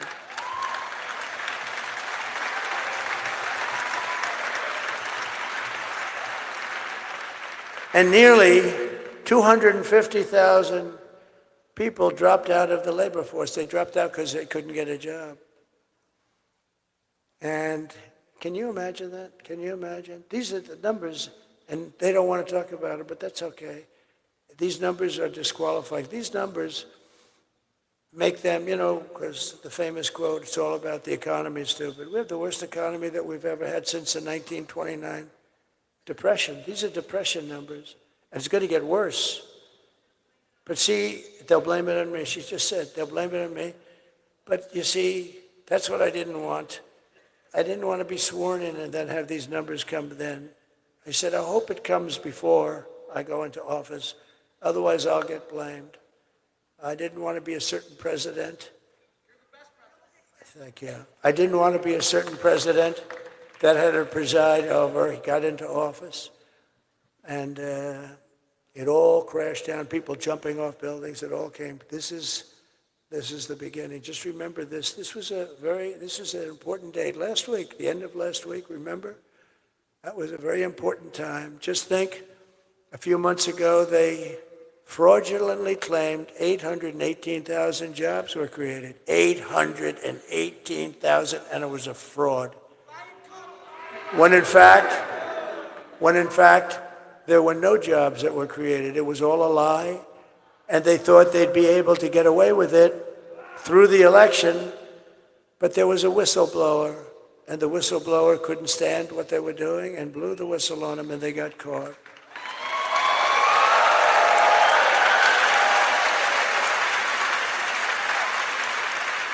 And now again, they've just revised past job reports because they had another whistleblower, so they had to do it. They wanted to wait till after the election again. And they found another 112,000 fake jobs. In other words, jobs that they're reporting exist and they don't exist. It's a fraud. That's 1 million fake jobs. Now, when you look at the numbers and you see those jobs, it didn't make it look great, not like our years. But you know what it made it look like? Pretty normal, pretty good. There was no story.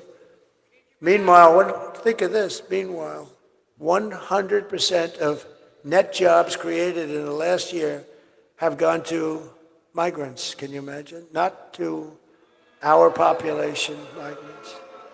But these are depression-type numbers, and that's where we're heading if she's elected. Under my leadership, we're quickly going to turn this economic nightmare into an economic miracle. You'll see. And we're going to make America wealthy again. And we will make America, very importantly, affordable again, because people cannot afford the prices. The prices are too high. We're just one day away from the best jobs and biggest paychecks and the brightest economic future that the world has ever seen. But you must go and vote, and Kamala talks about fixing the economy, but why doesn't she do it? She always goes, oh, yes, we're going to do this. We're going to give you tax hikes. You know what? She wants to raise people's taxes. That's how the Depression started, by the way. Herbert Hoover. He raised the interest rates and the taxes at the same time, and it just went boom. That's what she wants to do. She wants to increase your taxes. Interest rates are too high. They are too high. Kamala's plan will impose the largest tax hike in American history and raise taxes on the typical American family by $3,000. My plan will massively cut taxes for workers and small businesses. And we will have no tax on tips, no tax on overtime, and no tax on Social Security benefits.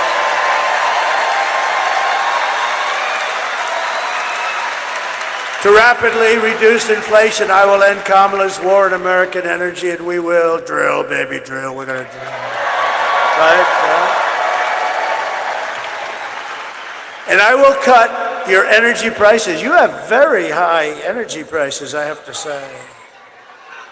You have high energy prices, and you don't have FEMA. Those people, they better get that FEMA here fast. But we're going to, on January 20th, you'll see a whole different, just tell everybody to sit back, relax. January 20th, you'll see people come in and help you out like we did in the past. We had great FEMA. We had a lot of hurricanes. We helped Puerto Rico more than anybody. I mean, we helped them so much. They love me and I love them. Puerto Rico, see, she loves me. She loves me and I love her too, actually. No, we had great FEMA. We helped Puerto Rico and other places. but at levels nobody ever saw before. We got in there, we sent hospital ships, we sent everything. They got hit hard. Puerto Rico got really hit hard, a lot. They still do. And I'll cut your energy prices in one half. We have more liquid gold than any country. Russia, Saudi Arabia, right there. It's under your feet. We're going to cut your energy prices by 50%. And when that happens, everything else is going to come down. That's what brought it up.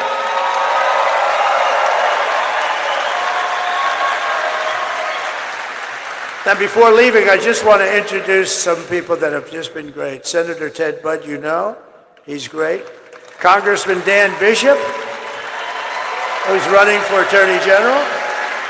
And he was a great congressman, and he'll be a great Attorney General. Candidates for Congress, Brad Nod and Alan Swain, they're terrific, please. Good luck. I heard you're doing great.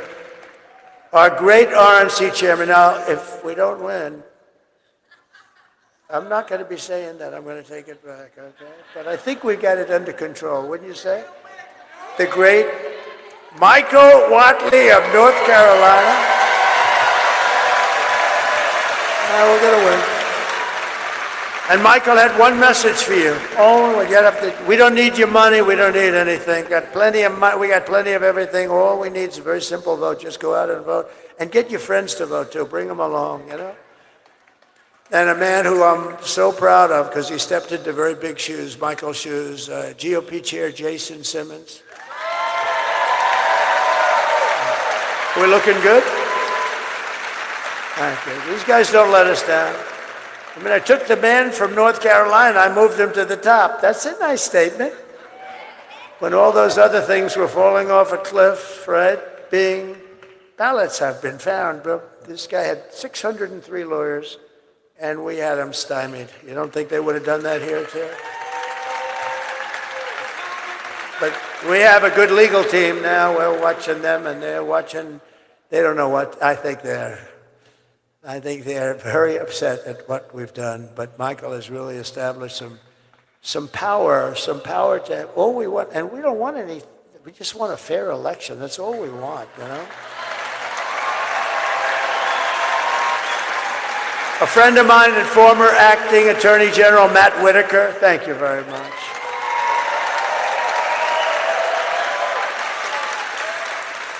Alice Johnson's here. Where's Alice Johnson? Look at my beautiful. Somebody came in to see me.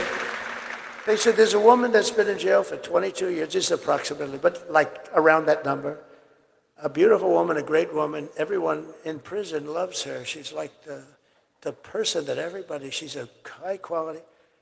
And how much longer does she have to stay? Another 28 years. She's been there for 22 years. The model prisoner, and people called me about her, I've been hearing about her. And what happened was amazing. I checked it out. I said, wow, that's a hell of a big sentence for doing what people do now and they don't even get fined, right? So she's in there for 22 years. So I got her out of prison. I said, I'm doing that.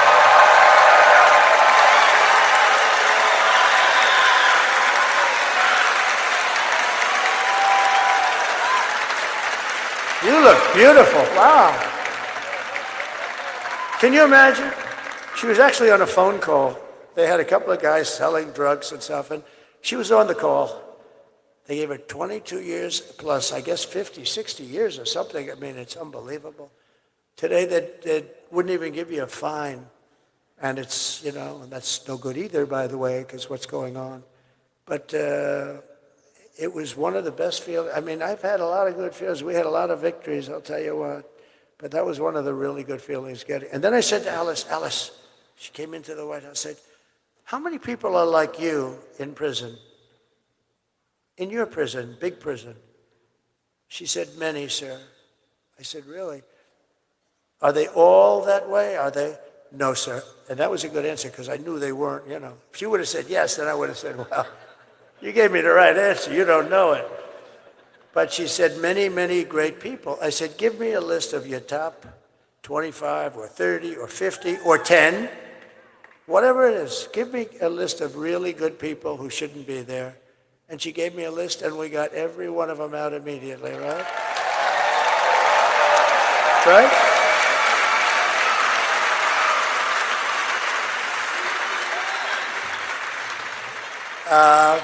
It's just a great woman. Thank you very much, John. I didn't know you were going to be here. That's very nice. She still likes me. Well, she's got to like me. What the hell? I mean, could you imagine if she were like some of these guys? Sometimes they'll endorse somebody and they won't be that. Can you imagine when, this would be a story. I got her out of 28 years and then she comes out against me. I say, but stuff like that happens in politics, I got to tell you. But not with that one, it doesn't. We love you. Thank you very much. Thank you. So I didn't even put it here, but you know, we have so much stuff and I don't want to bore you. But I was asked by a group of people, mostly African-American people, came to my office. They said, we've been trying for 30 years to get criminal justice reform. Obama couldn't do it. Nobody could do it. Nobody could do it. And they came to my office and they said, we have a problem. We're 5 votes short and we need 5 conservative senators that are hard line. And actually, we had conservative senators that loved it, Ted, right? We had some conservative senators that were actually supporting it. But I called up some of the senators, and one of them in particular was great. He said, you got it. He was leading it. He said, sir, you got it. I said, I got what? I haven't even asked you a question yet. You're calling about criminal justice reform. And I'm the one that's leading against it, right? But you got it. Because if it wasn't for you, I wouldn't even be a senator. And if you feel that way, I'm giving it to you. That's the way it was. I got 5 guys in 10 minutes.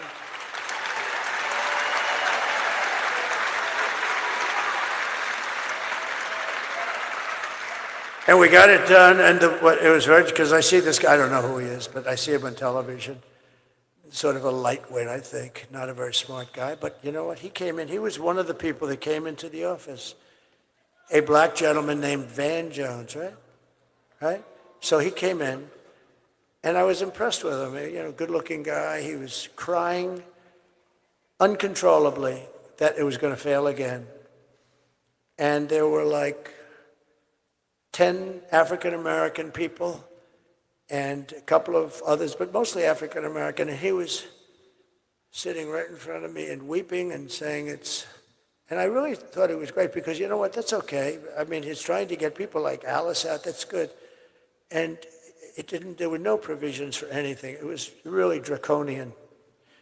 And what I did is I said, that's really nice. Look, I'm going to see if I can get this for you. I got it done in about 2 hours. And we had criminal justice reform. And they announced a news conference that night. Van Jones,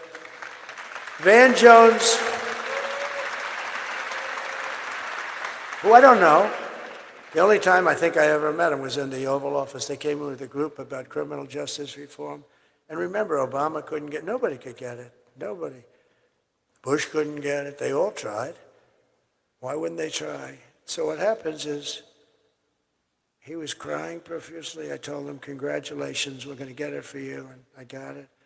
And then they announced a news conference that night in some place in Washington, D.C., and he was heading up the news conference. I said, First Lady, come on over here. I'm going to show you something really nice. This is really a beautiful thing. I'm very happy I was able to do this. I got them the vote that they could have never gotten, 5 conservative senators. You wouldn't have gotten these guys. So you got to know what we're dealing with here. They were seriously hard right, and that's good. That's fine. You got hard left, you got hard right. And I said, First Lady, people love, she's got the #1 best-selling book in the country. Can you believe it? Can you believe it? I wouldn't have even said that except I read it, and it's really good. If, you know, can you imagine if I didn't read it and I didn't like it? No, she's great. She loves you. She says hello. But she got the #1. That's a big achievement in life. On the New York Times list. Do you know how that book has to sell 20 times more than it should in order for her to be the #1 bestseller? So we're proud of her. She's great. And She was a great first lady. People love her. People love her. And I said, First Lady, see, this is a little bit of a weave. You see those stories? First Lady, book, boom. But you got to always bring it back. When it comes to a time when it doesn't meet at the bottom, then it's time to say, let's not do this shit anymore. We won't do this anymore. But, so what happened is Van Jones was crying, and now I tell him, it's okay, he was the happiest guy. It was beautiful. Got a nice way about him, nice look, real nice look, smart. And I heard they were going to have a big news conference to announce it later on that evening, and they had it. And I said, First Lady, come on, this is one I want you to watch, because I wouldn't say she's in love with politics.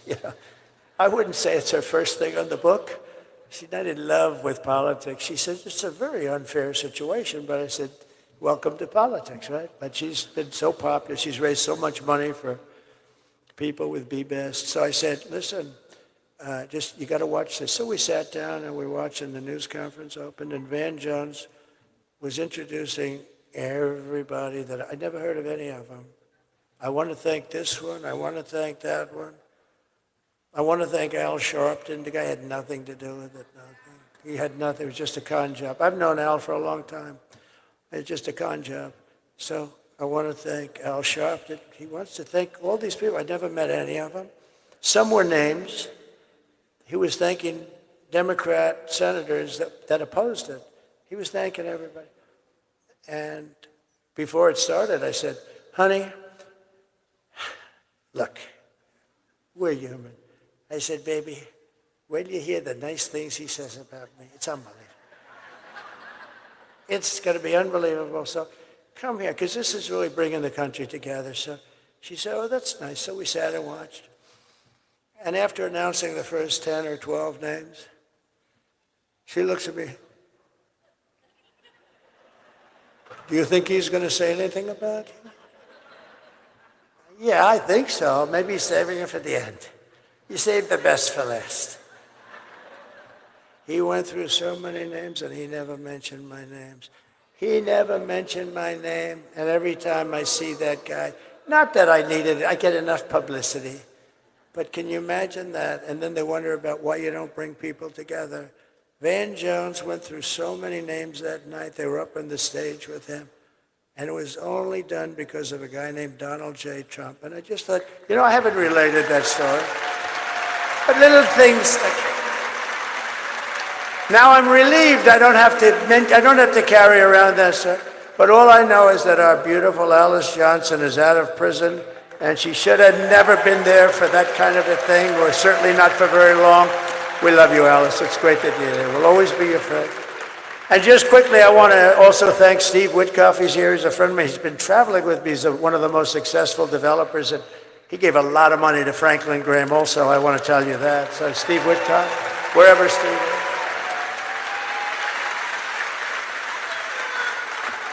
Thank you, Steve. And Howard Lutnick is, along with an unbelievable woman, Linda McMahon, they're heading up transition. And they're going to do a great job. He's got a great story. He's been a very successful person, but he had to rebuild his firm because of the attack on the World Trade Center. He lost his entire firm and then rebuilt it bigger, better, stronger, and he gave a big portion of the proceeds to the people that were killed. He lost the top 3 floors of the building he was on. His firm, Cantor Fitzgerald, was on the top 3 floors of the World Trade Center. They were all gone, including his brother. And he rebuilt that firm, and it's now bigger, and he gave a big chunk. He didn't have to do that, and he's just a very highly respected man on Wall Street, and he's involved in the transition at a high level. And I also would like to pay homage and Ed, because they're great people. They're great people. It's, we all like to brag about our kids, and sometimes maybe we shouldn't. And some people, but you have your kids, you love your kids, but these are great children, they're not children anymore, but to me, they'll always be children, right? They're your children. If they're 25 or 35 or 40, Don is not a child. Eric is not a child. Tiffany is now going have a beautiful baby.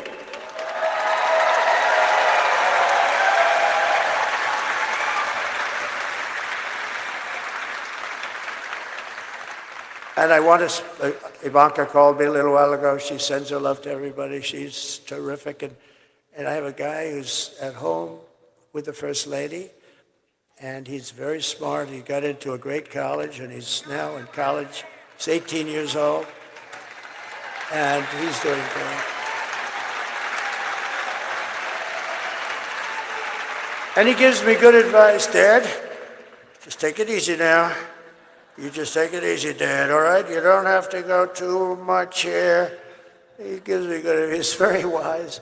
And I also, Michael Boulos, who's fantastic. His family is fantastic, and that's it. So in conclusion, with your vote tomorrow, we're going to fire Kamala, we're going to save America, and we're going to cut your taxes, end inflation, slash your prices, raise your wages, and bring thousands of factories back to America and back to North Carolina. We will build American, we will buy American, we will hire American, and I will end the war in Ukraine. Should have never started. If I were president, would have never started.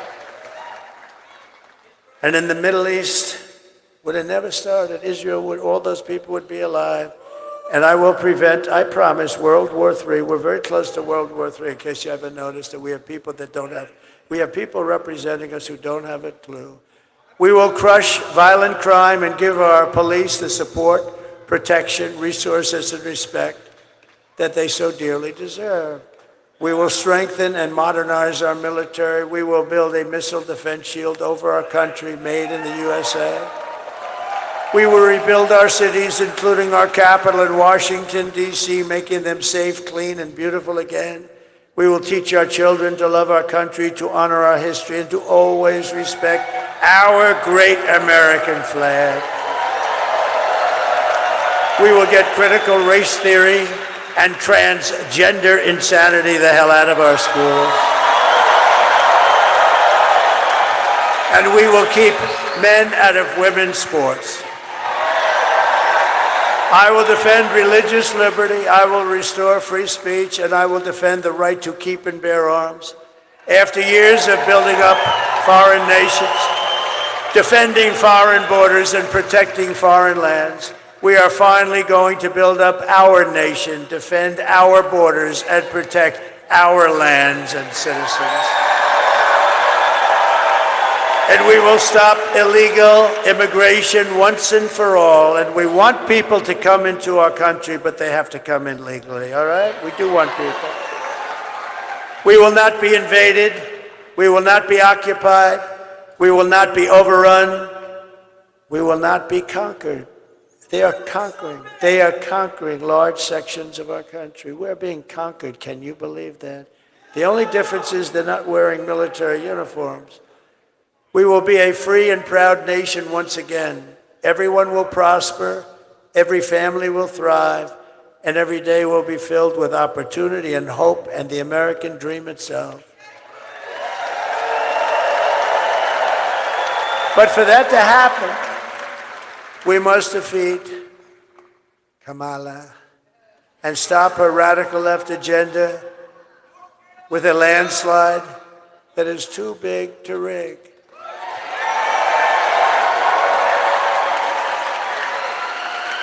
Kamala destroyed perhaps the greatest city in our nation, San Francisco.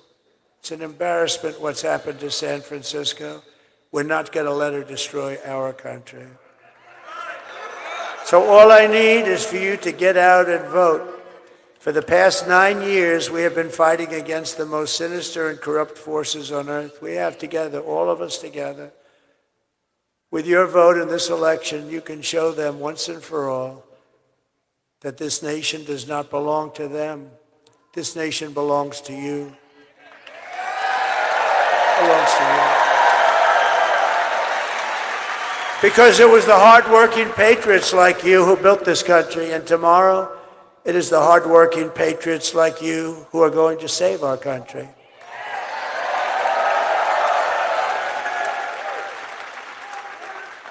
think of this. I won't be doing this anymore with North Carolina, and I won't be doing this anymore with, after today, I'm just thinking as I'm going through this, that this will be our final moment. But the more exciting moment is going to begin.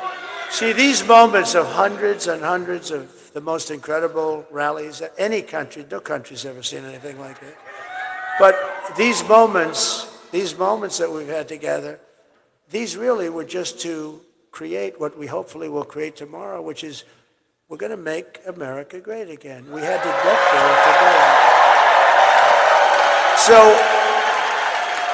we'll have many meetings, but we won't have rally meetings. We're going to have, maybe we'll rally in in our success. Because we're going to make our country, so successful. And we did it. We had the greatest economy, best. You see the numbers, you see the charts. We did such a good job, but we'll do a much better job now because I know the people. Now I know the good ones, the bad ones. I know the weak ones, the strong ones. I know the stupid ones. I know the smart ones. I know them all. After all we've been through together, we stand on the verge of the 4 greatest years in American history. With your help, we will restore America's promise and we will take back the nation that we all love so much. We are one people, one family, and one glorious nation under God. We will never give in, we will never give up, we will never back down, and we will never, ever surrender. Together, we will fight, fight, fight, and win, win, win.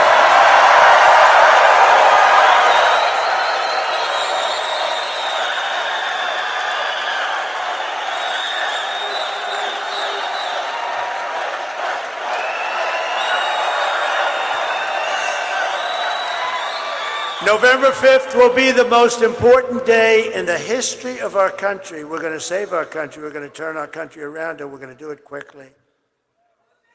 And together we will make America powerful again.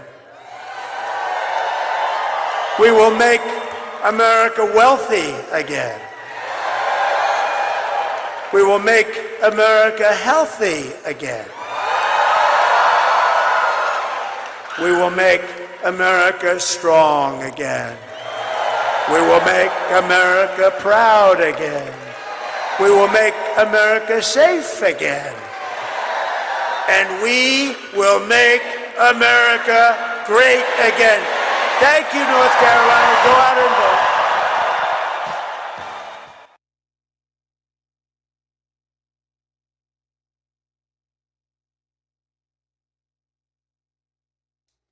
Nice if I unmuted myself. There you go. President Trump on the first of what's going to be 4 rallies today. North Carolina starts today. Oh, there he goes. Feeling good. Why not? 4 rallies today for the president. Wrapping up tonight in Michigan. Sounded much better today than he did in the first one yesterday. So, all right, folks, there you go. Quick 3 hours and 23 minutes here this morning to get the day going. We are going to go get set up at the America's First Warehouse for the rest of the day. We will join you tonight from there. Oh, there's Eric and Don over there.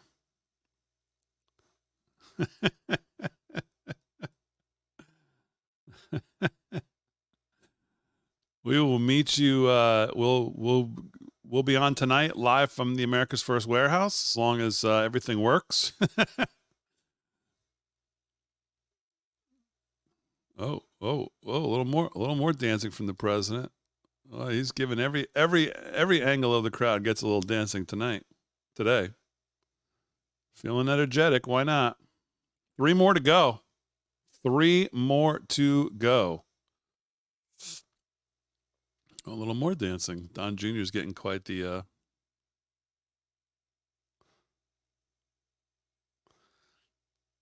right, there you go. Enjoy the rest of your day. It's going to be a busy one for us. We will see you tonight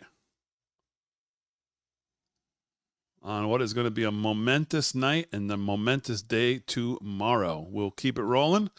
Thanks for joining me. 1,400 of you in here. Make sure you hit the like and subscribe. Really helps us out. If you could hit the like, subscribe to the channel, whatever platform you're on.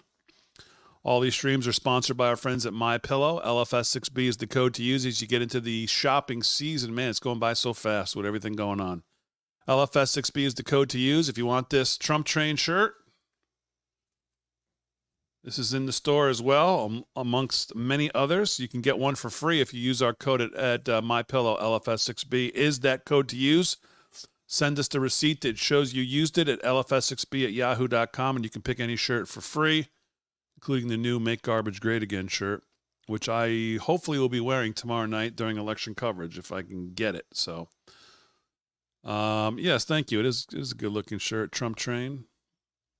So, all right, baby, everybody, enjoy the rest of your day, and we will see you tonight live from the America's First Warehouse for the warm-up for what's going to be tomorrow night, a long and hopefully historic night. Enjoy the rest of your day. We'll see you tonight. Thanks, everybody.